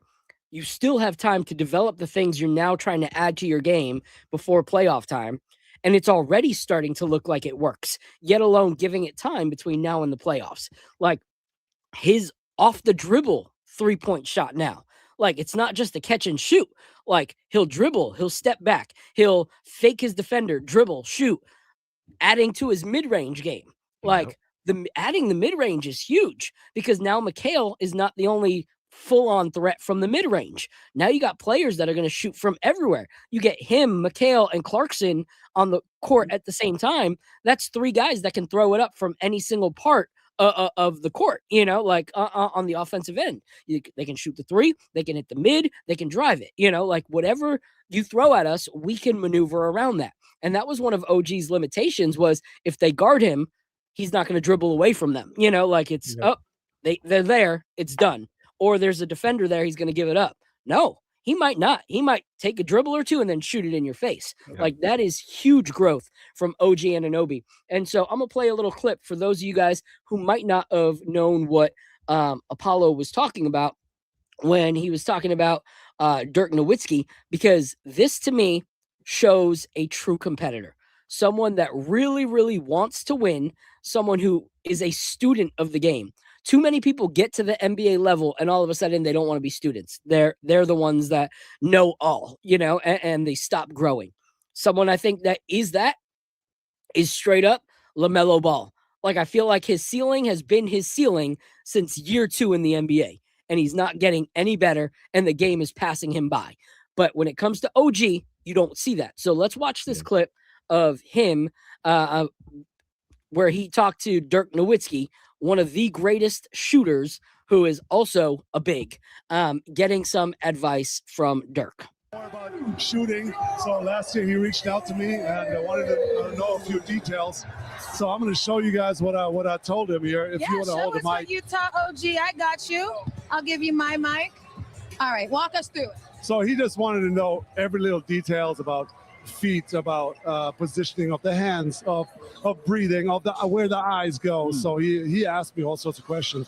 One main thing that I told him about is the finger position on the ball. And I like to, when I shot the ball, I like to spread my fingers as wide as I could. And I wanted the pointer and the middle finger were the last 2 to touch the ball. That way you almost build like train tracks, and the ball should always go straight. You should never miss left or right.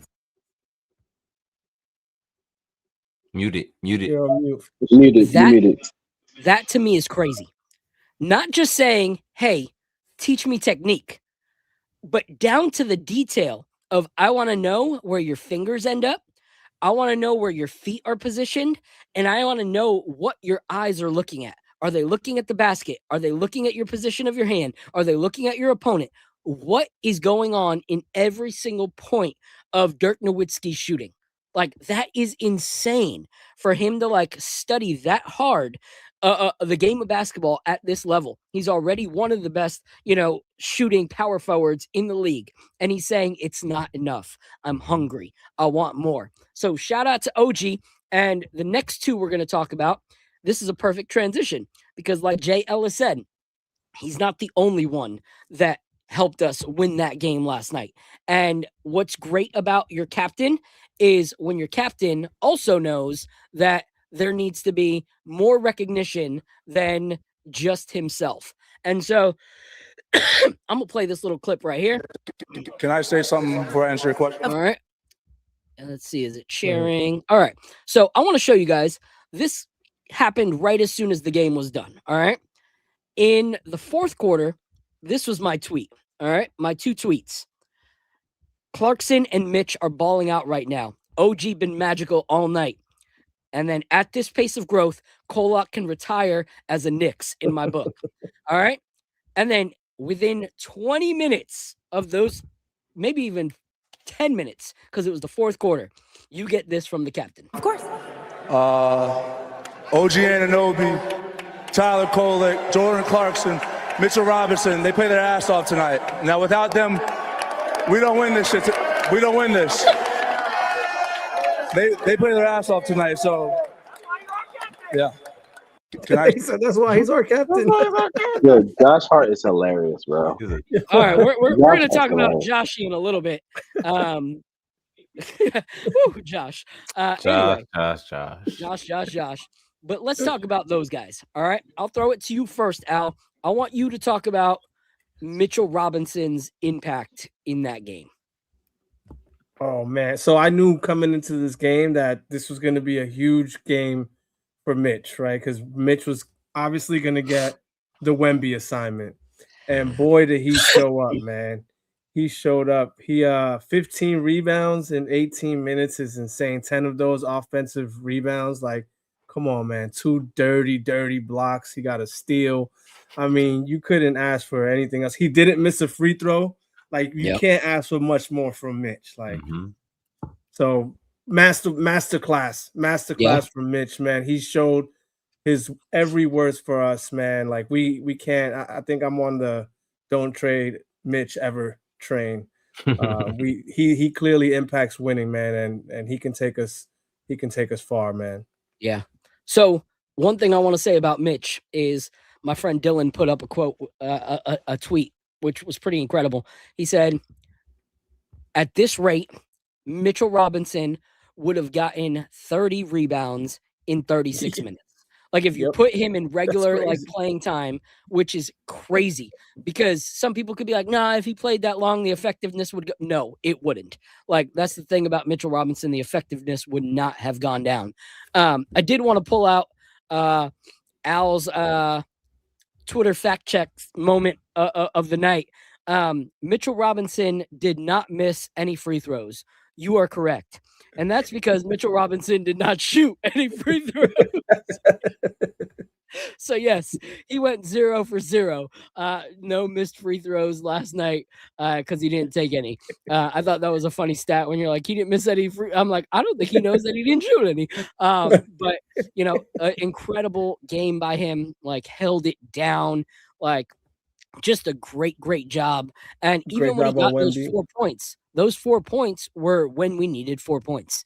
Like, it's cool to see that Mitch is hungry to be part of the offensive, scheme of things, but he doesn't force it. Like, he knows when it's time to play both hats and when it's time to just be that defender and rebounder.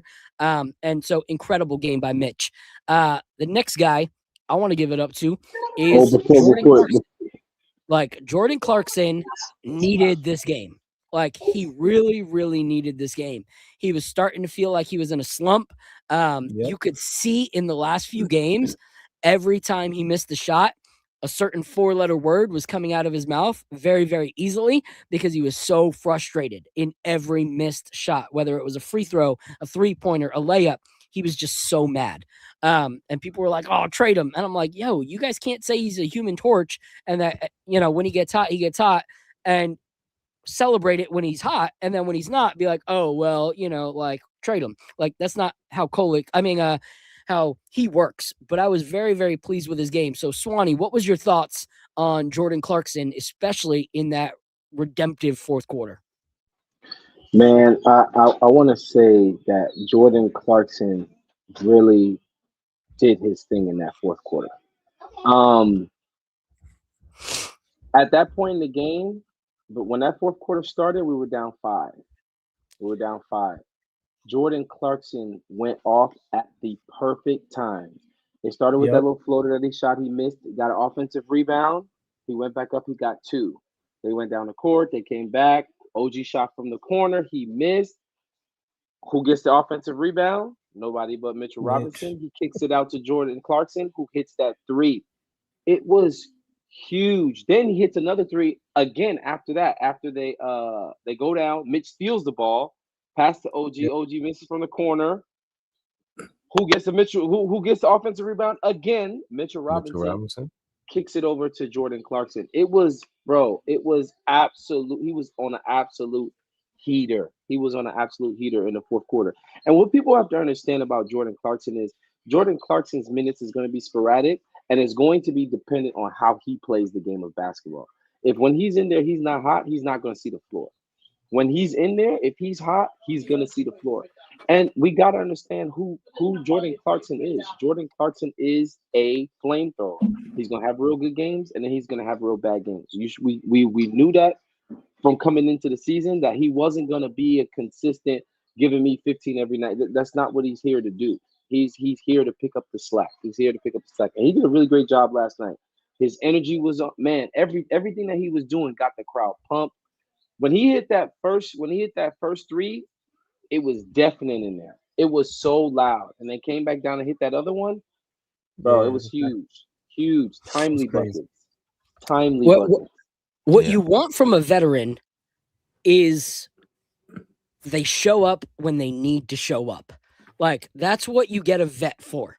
You're not getting a vet so that they're, all throughout the game getting buckets, or, they're the guy that you're relying on. They're a vet, their time to shine completely from start of game to end of game. For 99% of vets, that ship has sailed. What you want in a vet on a team, especially like ours, the way it's built, is that in nights like these where your main guys are struggling, your vet can come through and pull you out of the muck and mire and help you get that win. Jordan Clarkson didn't show up in the first half when other guys were showing up. He had 2 points out of his 15.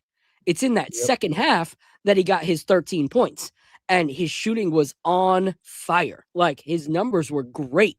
I think he missed 2 out of 6 or 7 threes or something. Like, it was just crazy. Like, his shooting capabilities or whatever. No, it was like, let me look at his number real quick. He hit 3 of 5 threes in the second half.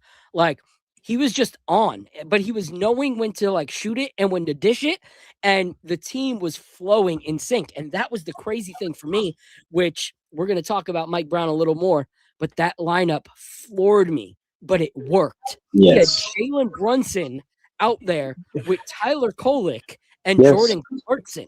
That was my favorite lineup. That was a crazy lineup. You want to talk That was about my too favorite small lineup for last San night. Antonio, like too small for San Antonio. That would be proof in the pudding right there. But it wasn't. And so shout out to Jordan Clarkson. And then that brings me to my guy. And I'm going to take this one first because before you switch, Phil, sorry. Yeah.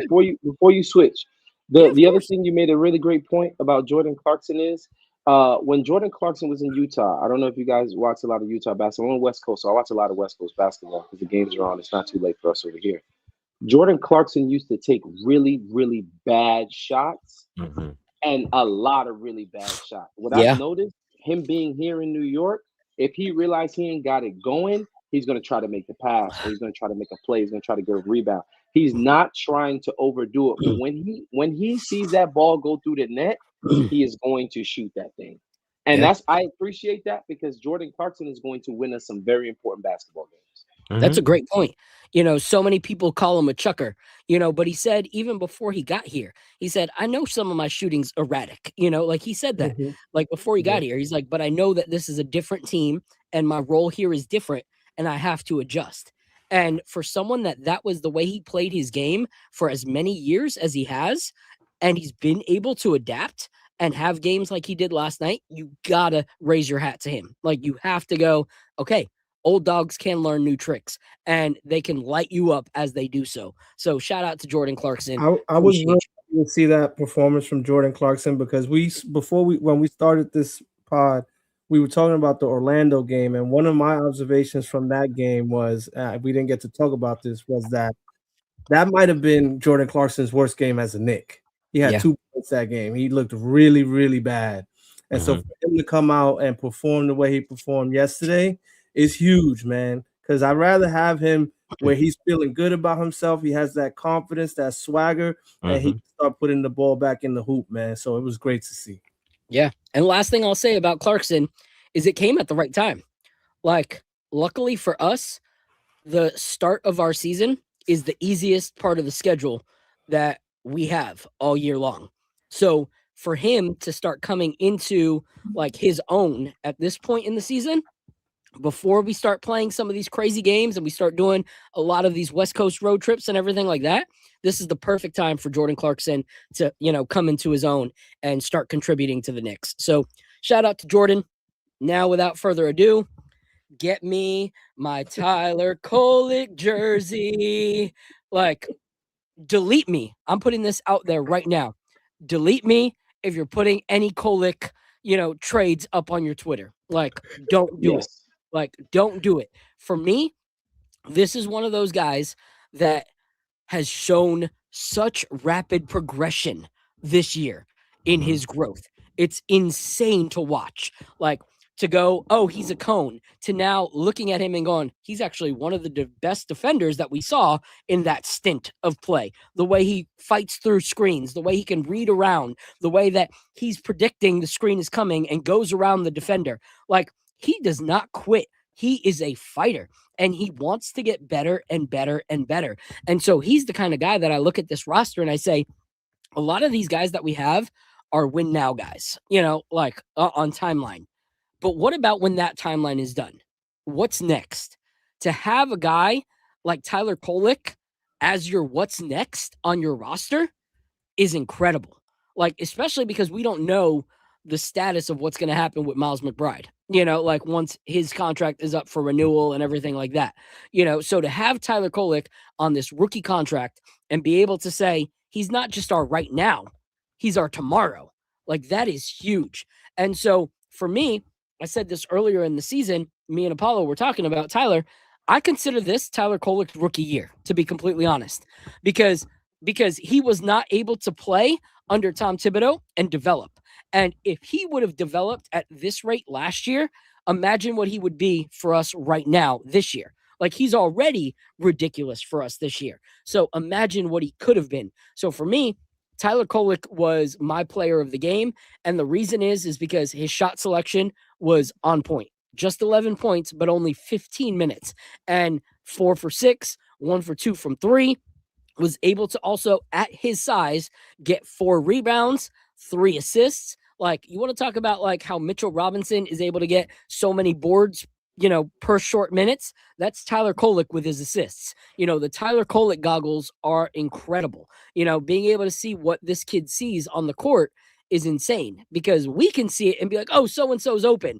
But when you got a guy that's like 1.5 feet taller than you guarding you, and you're still able to see that in the heart of the game, like, that's incredible. So Tyler Kolek to me was super impressive last night, super impressive night in and night out. So as soon as I sell my townhome, the first thing I'm doing is buying a Tyler Kolek jersey because it needs to happen. Because I don't want him to be traded, and I will fight whoever I got to fight in the front office to make sure that doesn't happen. Shout out to my guy, Regular Joe. Great win last night. It's time to turn our attention to the real trophy. Facts. We're gonna do this. Jay Ellis said, "I took him out of my trade machines, Phil." You know, Jay, I appreciate the humility and everything you're doing, bro. He said, "I was looking for the cap, a Kolek Hive T-Link. It's gonna come. We're gonna create that. Cop. He meant Cop. Oh, Cop. Yeah, Cop. Yeah. We're definitely gonna get that. Can I just say something about Tyler Kolek, man? It's the kid is so the confidence that Mike Brown instills in this kid just by giving him, especially you sat Josh and Mikal for extended minutes. Thank you, Apollo. To keep this kid out there playing. He played 20 minutes. Bro, he played serious minutes last night. And I had no problem with any minute that he was out there. He didn't look like he was a step slow on defense. He didn't look like he was a cone at all. All the problems we said we had with Tyler Kolek, he cleared it up last night. Every single one. And to see him do that on that stage, it's come on, bro. At this point, anyone who's defending Tibbs, I'm so sorry to bring his name up, guys. I'm so sorry. I'm so sorry. But at this point, to have like Jay Ellis said in the chat, I'm not going to pretend like he was a good defender last year. He was not. We're not going to act like he was. But the confidence, Tibbs is not playing Tyler Kolek 20 minutes in this kind of game. Not happening. It's not happening. It's not happening. That's not happening. So, here's the thing: he wasn't playing him 20 minutes in any kind of game. In any kind of game. In no game. You know? There was not a game that it wouldn't have mattered if it was Charlotte. It don't matter. It's not happening. And that's the frustrating part because, yes, he was not a great defender, but it was his rookie year. Like, how does a player develop into something that he's not without actually playing in the NBA? Like, I'm sorry, under Mike Brown, even though Tibbs was apparently the defensive mastermind, who's playing better defense? Jalen Brunson playing better defense. Yep. Yes. Cat playing better defense, actually getting awards as best defender. Absolutely. Like Jordan Clarkson playing better defense. Like all of these guys are playing better under Mike Brown, who is apparently the offensive mastermind. And what are we going to do about defense? Well, guess what? He's come here and he's revolutionized both ends of the court for the New York Knicks. And Tyler Kolek is showing like, hey, if someone actually invested in me last year, this could have been me then because he's hungry. Like some rookies, I think some rookies come into the league thinking that they're good enough on both ends that they don't grow, even if they're great. You see how many like top 5, top 10 players that end up fizzling out within a year or two. And you're like, man, that was a complete bust.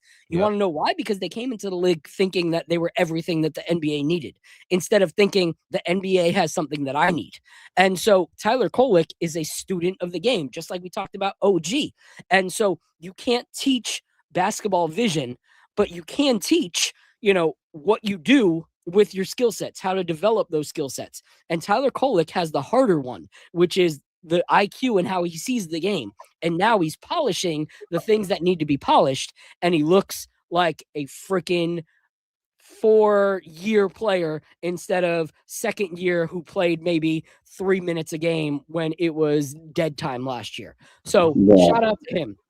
Before you move on, I got 2 points I wanted to make about Tyler Kolek. Well, the first point I wanted to make, it goes back to, I'm not going to say his name, but in order to develop a player in something, I can't develop. Real quick.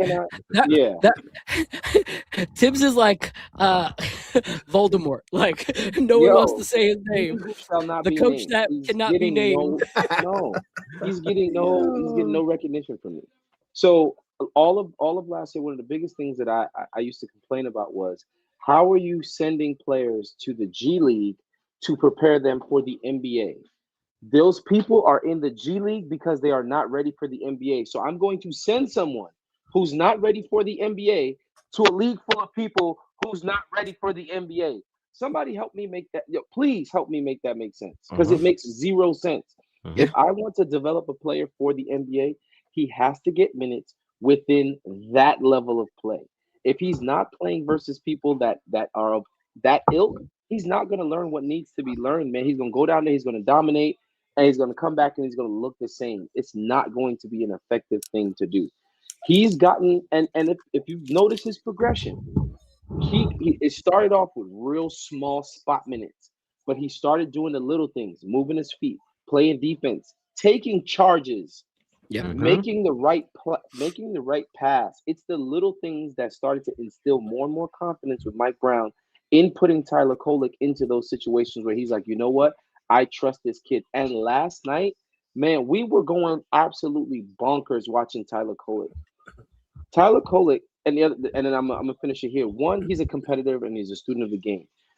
He has great vision, and you put him to learn behind someone like Jalen Brunson. You put him to learn behind somebody as skillful as and you can watch his development within the offensive package of his game. He has a lot of Jalen Brunson type of moves in his bag now. And the thing that he has that Jalen doesn't is that court vision, the passes. So he'll go to make a move and you have to bite because he's going to shoot. And he'll give that ball. He'll make the right pass, man. I love it. I love it. I love it. I love it. I love what he's been doing. I love where he is as a player, and I hope his confidence continues to grow, bro. Love Tyler. And you pretty much took the words out of my mouth. Like Tyler Kolek, if you want to define Tyler Kolek's playing style this year, he is a straight up sponge.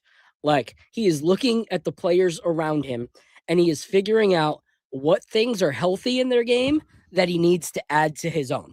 So, like you said, some of the ways that he takes it to the basket, the way that he gathers the ball, the way that he uses his body, how he positions himself, very Jalen Brunson-like.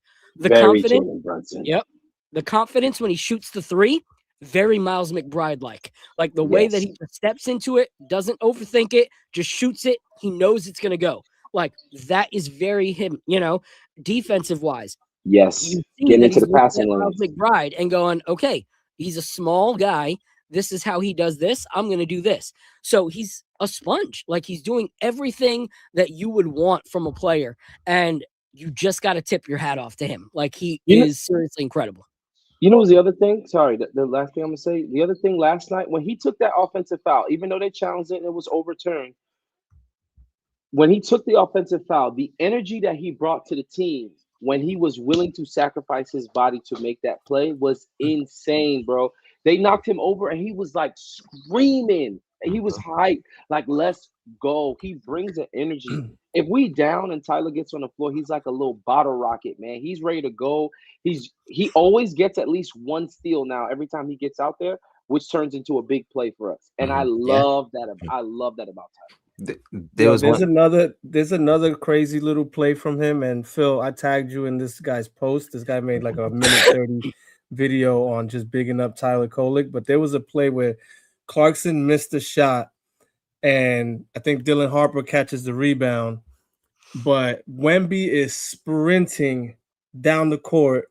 Yes. And Mitch Robinson is trailing him, and Wemby's about to get a layup, but Tyler Kolek checks him like and slows him up just a bit that Mitch gets to catch up, and then Tyler Kolek took Dylan Harper. Yo, that's what's keeping him on the floor, because we always knew he had the passing ability. His shot is also coming around now. He's making more of his shots, but those little things like that is what's going to keep getting him 20 minutes a game. Yeah. Apollo, what were you going to say? And then I'll close on Tyler and we'll go to the last port and last topic. No, you could close because that was exactly the play that I was going. Okay. I was about to bring up. Same. Yeah. Yep. The crazy thing about it is you look at some of the things that he does and they're far beyond his years of basketball education. Was it the Orlando game where he made that bucket and then they tried to throw it in and he turned around real quick and caught the inbound? Like this kid is doing things that were like, he's doing the Jose Alvarado type stuff, that you like from a guard on defense. And so, seeing that stuff and seeing that he's like blocking shots at his size, like that's crazy. That's straight up crazy. Like I'm one of the shorties on the court. I'm not getting no blocks when I go even to the Y. This guy's getting blocks. And one thing that shows that it doesn't really matter what the New York content creators, media, anyone really thinks. It's what the players think. You look at who guys are going to when they're celebrating, people are gravitating to Tyler Kolek. When Yes. Jordan Clarkson had that moment, he ran up to Tyler Kolek. Like, those kind of things. They're listening to him when he's directing and saying, let's do this, let's do that. Like, he's playing with years under his belt authority, even though he's barely gotten any time to shine. So shout out to him for that. He did it to Mitch in that game when he gave him that pass, and Mitch blew the dunk instead. He passed it out, and he told him, "No, dunk the ball." But that was Hug Porty. That was Hug Porty. Yep. Hug Porty, you're right. My bad. Hug Porty.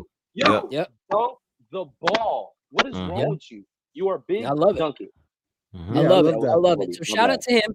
We're not going to go in detail on this guy, but I do want to give a shout out to Mikal Bridges, because so many people are like, oh, what a waste, Mr. All these picks, and he is sitting on the bench in the fourth.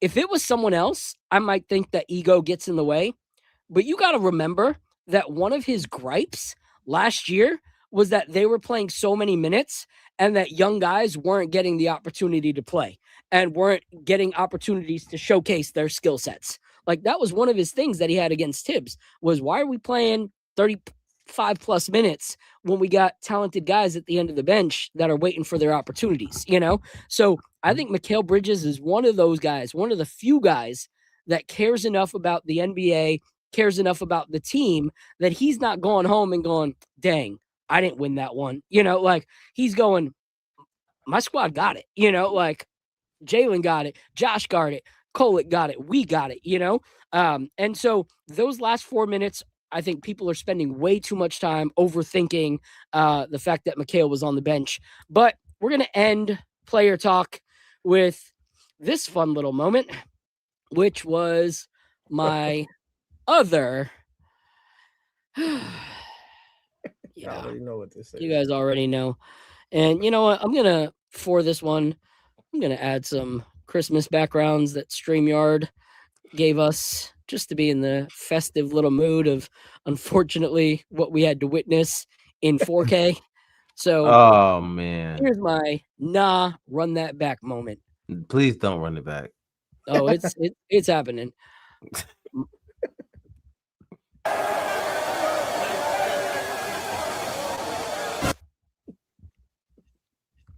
What in the living daylights? Look at Jalen. Jalen did not.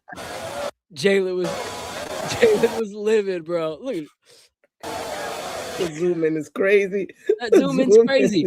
And the fact that he didn't the fact that his tweet was like, dang, really in 4K? Like, that joke was, it's crazy. Like, to me, I gotta wonder what Jalen really thought of that. Like, you were celebrating one of the biggest moments of your career, and your homie decides that he's gonna go digging, for brown gold. Like, that's crazy. Yeah, that's violation, bro. He violated him. He kind of did violation. He violated him, bro. Like, that was crazy. And we're not gonna give it too much time. We just had to highlight it because how do you not? I look at it from a different perspective, right? I look at it from this perspective. Your teammate is comfortable enough with you to do something like that to you when we won a game. Now, mind you, however you may feel about it, that says to me that we have a locker room that's a lot closer than people actually think. Like, these guys really. So answer me this, Wani. I don't prank people. I don't fuck with. I don't make jokes with people. A fact. I don't fuck with. I agree. I would never even do no type of stuff like that. But if I was interested, because that's some real type stuff, you know what I'm saying? But there is a specific group of people that like to make them kind of jokes. They went to school with a lot of them kind of people. Y'all know what I'm talking about? So they comfortable with that kind of stuff. My thing is, here's my question. Here's my question for you. How much baby oil is in the Knicks locker room? It better not be none.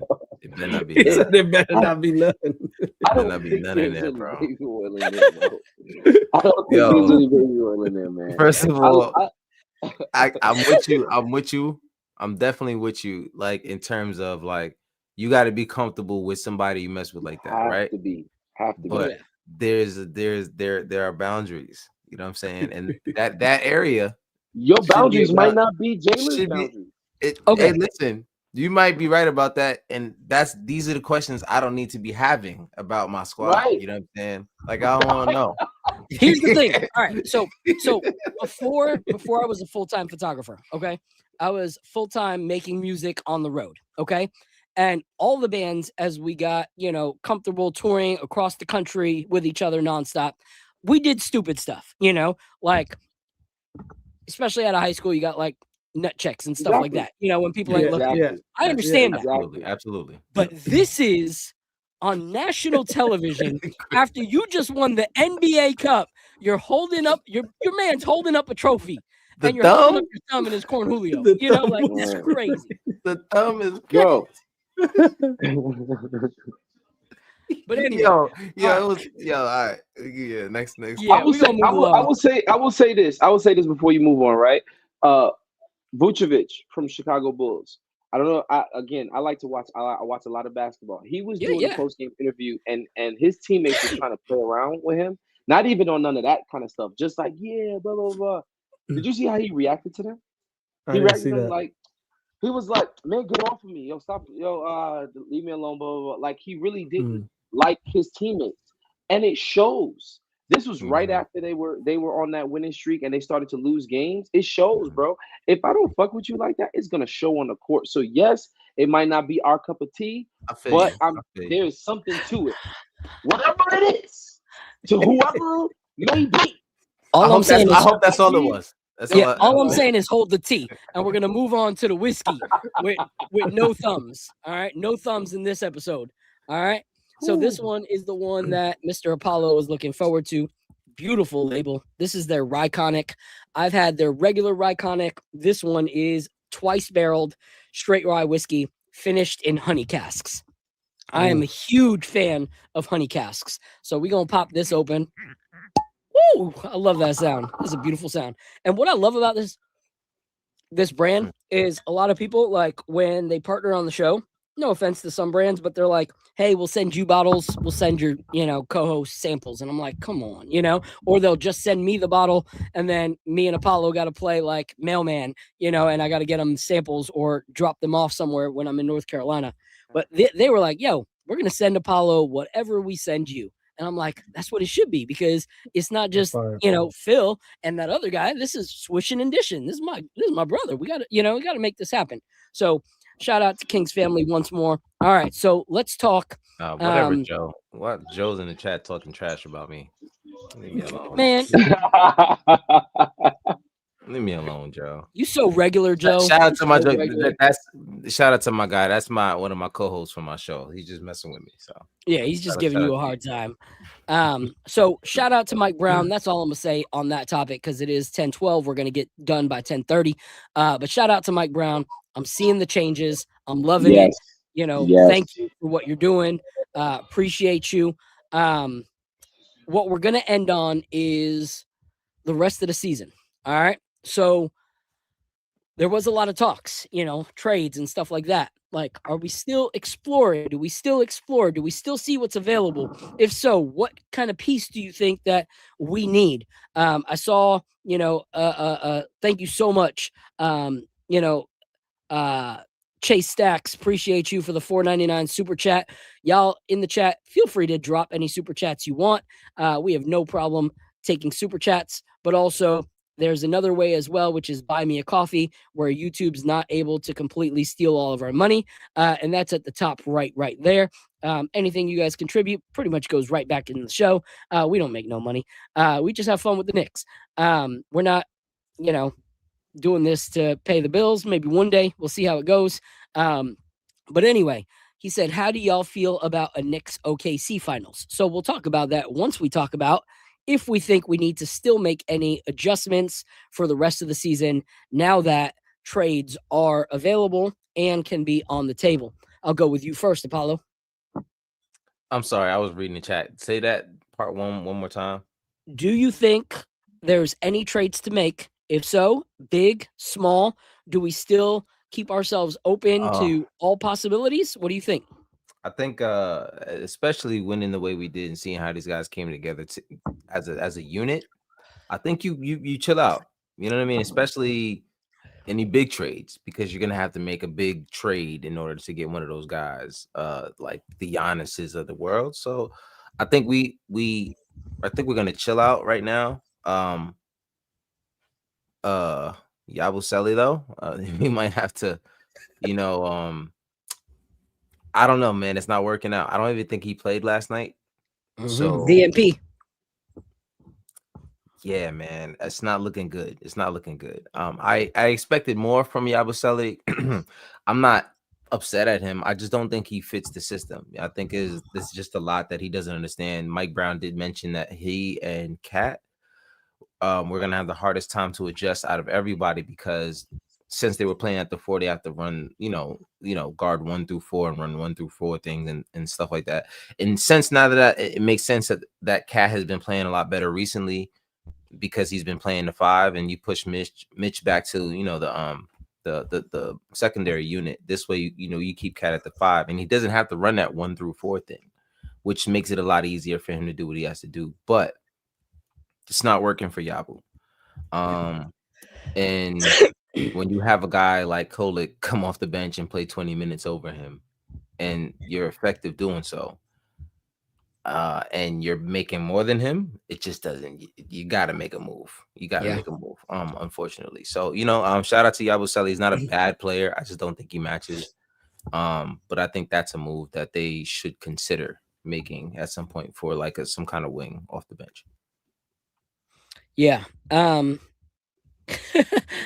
Shout out to Xavier. He said, I was today years old when I realized Phil all caps was the double entendre. Yeah, bro. It's all about wordplay, bro. All about wordplay. He's a rapper, man. I'm a rapper. What do you expect? But one thing I'll say about Yabu, to get a DNP the day before your birthday in the NBA Cup, that hurts. That says something. That definitely says something. I'll go to you first, Al, and then Swanee. What are your guys' thoughts on rest of the season? Do we look at entertain trades? Do we stay put? What do you think? Mr. Al from Harlem. All right. So I don't think we need to make a big trade. Earlier in the pod, we also spoke about the 180 that the starting 5 lineup has made, right? Last year, they were really bad. This year, all of a sudden, they're really good. And we gave a lot of credit to Mike Brown, but the other part of that is they just had a whole year of a regular season to like gel and build chemistry. They finally got a training camp this year. Last year that they made the trade for Cat and he didn't get to participate in training camp. So if we make a big trade, reset that chemistry that has been built, and it's gonna take another year. Like swinging a big trade doesn't necessarily mean that we're gonna win the chip right away. If anything, it might reset that clock for like chemistry to have to build all over again. So I'm very hesitant to swing a really big trade. That's just me. I know people like the sexy names and all that stuff, but I don't think about it that way. I think we do need to get a wing. We need to get some height. I'm one of those guys that's constantly complaining about how small we are. So I say some things that are not popular, like I'm okay with trading Deuce because Deuce is 6'2", 3-and-D guard. Like we need to get taller. I would like for us to swing for Dante DiVincenzo. He's not that much taller, but he is taller. But if not Dante, I think we need to target somebody like 6'8" and up, like a Herb Jones. Like we need that type of player. But those players they cost a lot. So I don't know if that trade is out there for us to make. But those are the trades that I would like. I really would like Dante back. If not Dante, then I think I just want to shoot for somebody that's 6'8" or better that can give us some height. Yeah. The only thing I'll say, regular Joe said it resets the chemistry and it will most likely reset the depth that we built. The depth, yep. The only trade when it comes to like a guard out of people that you said that doesn't necessarily do that to is Dante. Because most of the players outside of Cat have played with Dante from college or in the NBA. So there's a lot of familiarity already there. But some of the others could, ruffle some feathers. If the Knicks are going to continue with Miles McBride, I say lock him in. I think he's incredible. But the question is if, especially on the 3-point shooting streak that he went on right before his injury, that's just boosting up your value. Are the Knicks going to be able to give him enough of what he wants? That's the big thing that, we have to realize with the contracts we have is do we have enough to retain the players that are actually developing? And so we have to go from there. But Dante is somebody that to me, is always welcome back in a Knick uniform. I think in order to be a Knick and back with his guys, he would compromise, on longevity pricing and stuff like that. I just don't see if that's actually going to happen because, if you're looking at the trade, how does Minnesota feel about the trade right now? They just watched us win the cup. My friend Ari posted, if watching the Knicks and Cat win the NBA Cup last night wasn't enough for you, the T-Wolves and Grizzlies are on NBA TV right now, and Julius Randle has 6 points, shooting 3 from 11. So you got to go, do they feel like they got the low end of the stick? And if they do another trade with us, is it going to cost us more than we'd be able to, meet? But Swanee, what are your thoughts on trades? So here's my problem with trades. I think it starts with this is a new coach and this is a new team. I think that a lot of people are impatient. For instance, leave it up to Knicks fans. We trade Kolek before we get to see this version of Kolek. If we could start making trades from the beginning of the season, and you leave it up to Knicks fans, Tyler Kolek would be gone, Mitchell Robinson would be gone. We'd have a bunch of people that we don't know trying to reset that chemistry. So to me, I think that we have to be patient. We have to be patient. This team, it's a new coach with a new system. Kat even said that it's difficult. It was difficult for him to understand where he really fit in with this offense, like what he's supposed to do, where he's supposed to go. But now we're starting to see strides. I've never seen Kat since he's been a New York Knicks since last season play defense the way he's been playing defense this year. And that only comes. That's last 4 games, not even this year. Yes. Thank you. That he's getting more and more comfortable in the system. So I think people just need to be patient with the team and allow the team to continue to develop. I don't like messing with chemistry because I feel like chemistry is something that you cannot buy. You cannot. I don't care if you're the richest owner. Case in point, richest owner in the NBA has probably the most expensive roster there. And them motherfuckers can't win games like we can win games. And they got all the star-studded people. Granted, they may have some injuries, whatever. But chemistry is something, as a coach, I have never coached on that level, so y'all chill out. But what I am trying to say is some of my favorite teams haven't been my most talented teams. They have been my most close-knit teams. Teams that love playing with each other, teams that love playing for each other. That is something that I don't like to mess with. And Josh has proven that they like playing with each other. Bro. Hey. I thought you was going to say. But this team really enjoys when you see every time somebody makes a basket, the entire bench is up. I watched that last night. That bench didn't sit down that entire fourth quarter. They were up, they were yelling, there's not a soul sitting down. Mind you, when that fourth quarter started, there were starters sitting on that bench. There were not starters in the game. There were starters sitting on that bench watching the team play. And they were excited for the plays that were being made by the players that don't start the game. You can't mess with that. I think we got to just let it ride for a little bit, nurture it, continue to let them develop, get used. We still, what y'all don't understand is they're asking for players, and we still got Shamet and Deuce McBride out. We still got Shamet and Deuce McBride out. So we have some depth that's missing right now, y'all. So it's one of those things where if like what I like about this team is it's not always the same person that's gonna go off any given night. Jalen's gonna do his thing. We know that. You're gonna get an OG game, then you're gonna get a Mikal game, you're gonna get a Clarkson game, you're gonna get a Cola game. There are so many pieces on this team. The Shamet game. Deuce. The Deuce game. There's so many players on this team that have the capability to go off on any given night, and they're so together that if it's not my night, feed the man whose night it is. You cannot buy that. You cannot buy that, bro. You cannot buy that. So I say leave it alone. Let them continue to figure this out. I'm telling y'all, by the time money time roll around, like real basketball roll playoffs, we gonna be jumping on our couches, standing up, running around our houses, going crazy with the way they're gonna be playing. It's just be patient. That's what I think. Just be patient. Yeah, you know, I agree with you guys. I don't know if you guys ever saw one of my favorite movies, Kevin Wendell Crumb, that movie Split. You ever No, I seen didn't that? see it. I didn't see Okay, it. it's one of the Love best. that movie. Insane. Love that movie. One of the best acting like performances I've ever seen in my life. Like that's up there with me and like Memento and like some of those hard hitting films. He played like 6 roles in one movie. 6 different roles. So it's this guy, he in his mind, he has all these split personalities. But when he becomes that person, it's the most convincible thing you'll ever see. Like he is that person. And nothing can tell him different. And is that the guy that played from the main character from Wanted? Yeah, I think so. Yes. The one with the bullet curving. Okay. I know what you're talking about now. Yeah, yeah. Brother, so that man he plays a woman, and you think he's a woman. Yeah, that's wild. That's crazy. Wild. That's stellar crazy. performance. And I say that to say that in the times where I was exploring Karl Anthony Towns for Giannis trades, it's because I felt like that's what I was getting with Cat on the court.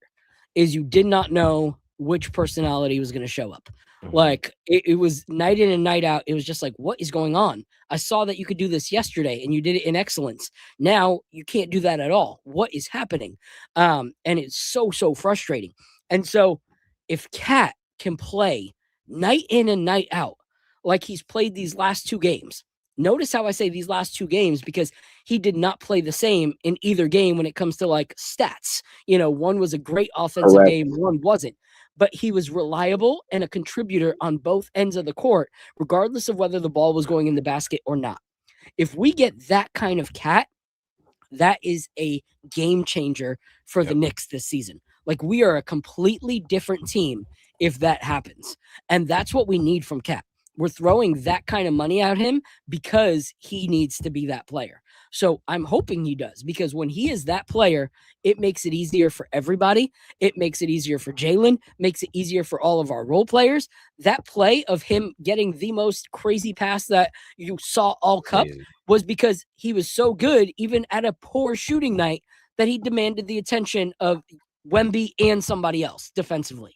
And he utilized that moment to make the best decision and best read. So for me, if we get that night in and night out, it's going to be incredible. And so I wouldn't do any big trades. I agree. Making too many moves can disrupt the chemistry, but some chemistry is not there, such as Yabu. You know, like I really, really wanted it to work, but it's not. Getting DMP'd the day before your birthday shows that this is not going to be a long lasting relationship. Like it's not. So when I look at players that are being spoken about, I look at guys like Sadiq Bey. That is someone that you add to your bench and it changes things. You know, it gives you the wing depth that you need, gives you some strength, gives you a little bit of a, you know, aggressive guy on your bench. And even if he got 5 to 6 quality minutes, it would still be more than the 1 to 2 not quality minutes that Yabu's currently getting right now. And I say keep the options open, not because I don't believe in our team, but because I know every other team is keeping their options open. So we have to be, you know, attentive to what's happening in the league. You know, something just came up that the Pistons are a team that would be interested in monitoring, you know, what the Nets decide to do with Michael Porter Jr. You know, like you add Michael Porter Jr. to this Detroit Pistons team already, and okay, they get that much better from shooting. You add like a good 3-point shooter to Cade Cunningham next to the aggressiveness in the paint of Jalen Duren, you know, you have a different team, you know? So we got to be attentive to what's actually happening by, you know, the rest of the league as well, especially in the East. But those are my thoughts on trades and everything like that. We have our next game, I believe tomorrow, right? Right back Yep, at it. Pacers. Yep, Right play back at tomorrow. it versus Pacers. Pacers. I don't think We anybody. probably going bare bones on that team. Yeah. I don't think Mitch plays. I don't think Cat plays. I don't think Josh Hart plays. I don't think they any of play. them play. I think Because Diawara gets some minutes. What? It's a back-to-back too. Yeah, it's a back-to-back, and we have a whole bunch of guys that have come out as questionable. I think that's because Mike Brown is a genius and isn't going to play those guys. We just won the cup. There's no reason for us to go up against the Pacers, who I think have 3 or 4 wins so far this season. And even they have guys that are injured. Obi Toppin's out. Neesmith is out, so it's like, why would we even play if their players aren't playing? Just wouldn't make sense. So I think we get that W tomorrow. And then we go straight into Philadelphia. I feel like that's a W as well. And then the next game that I think will be competitive will be Sunday night versus the Miami Heat. Hopefully we get the same momentum. What? No, Philly. The Philly game in New York, right? The Philly game's in New York. Yep. That game's going to be crazy. The Knicks are going to be back home. They're going to get a hero's welcome from the crowd. That's going to be awesome. Yeah. And then they're also home versus Miami. So be 2 good big games at home. Big games. Yep. And then off to Minnesota. So all those before we meet up again next Friday. So for those of y'all that are watching, it's Christmas next Thursday. We ain't on the show next Thursday. We're going to be with our families, but we will be in New York. You'll be in New York. That's fire. Going to the game. I'll be in DC. And so we will be doing the show that Friday with a brand called Oakley Spirits. Todd from Daxis will be joining us again because he is the one that connected me with Oakley. And this is really cool. I'm trying to get some females on the chat because this is a brand that was actually created for empowerment of women in the whiskey community. And they are doing big things and showing that, this is not just a man's world. And I feel like that's like Miss Nixis showed earlier, and Ebony continues to show this Knicks space is not just a man's world. So shout out to the ladies of Knicks Twitter, Knicks Instagram, Knicks Facebook, all that stuff. But I'm looking forward to it. Swanee, let everybody know where they can find you, my guy. Hey man, I'm on X. Really, I got Instagram, but I don't really use it like that. It's more for my school and my coaching and stuff. So I leave that to the side. But yeah, on X, man, on Twitter X at Swanee Boy. That's my name right there. I talk a lot of ish. So you know what I mean. I like to troll people and stuff. So don't mind me. I'm just having a good time. Yeah, everybody hit Swanee up in his DMs and tell him to stop coaching so he can be on the show more often. We tried to recruit him earlier this season. He's like, bro, I'm too popular for you, bro. I'm too popular. I was like, all right, bro, I get it. He said, what are you gonna pay me? I said, I'm broke, bro. I'm broke. And he said, no, I'm good. I'm broke, man. I'm free the next few weeks, so I'll be All here. All right. Y'all heard that. All right. If he doesn't, blow up his chat for that. All right. Unless Al. I'm at a game or something. He said, I'm available the next few weeks unless I have something more important than you to do. We're right back to the drawing board. All right. Like you saw right there in the chat, youtube.com/@NickLifeCrisis. And that's also his Instagram, semi-auto155. Like I said, support new content creators. These guys are doing good work. Shout out to them. It's just going to get better and better. I know that for a fact. I love watching. We actually connected at a watch party. We had been, connected through social media, but actually like being in person and being like, yo, this guy's actually worth continuing to build with. You never know what you're going to get on the other side of the internet. So this one's a real one. So support Al. My guy. All right, Apollo, before we wrap, what was your favorite pour of the night? Hold it up. Favorite pour of the night. I'm interested in this. I'm going to be honest. Sir Joe with his little remarks about me and honey. I actually am gonna go with the weeded bourbon. I'm gonna really go all right. Wow, weeded bourbon. I actually like it's a little bit more maybe too much weeded bourbon. It's actually a smoother taste that I actually thought it was gonna be being a weeded bourbon. I do like the Ryconic, but I'm tilting a little bit more towards the weeded bourbon for sure. All right. I love that. I love that. All three of them to me are heavy hitters. Shout out to Kara and the team at King's Family Distilling for being part of it. We appreciate you guys and can't wait till you can actually be on an episode with us in the playoffs. Her son is actually a Pacer fan, which is why we booked the episode today, because his little young NBA fan self was going to come up and we were going to trash talk her son and convince him how trash the Pacers are. So we'll have to do that a little later in the playoffs and we can rub it in his face that they didn't even make it to the play-in tournament. But I put the link to their Instagram in the chat. Please pick up a bottle if you're into whiskey.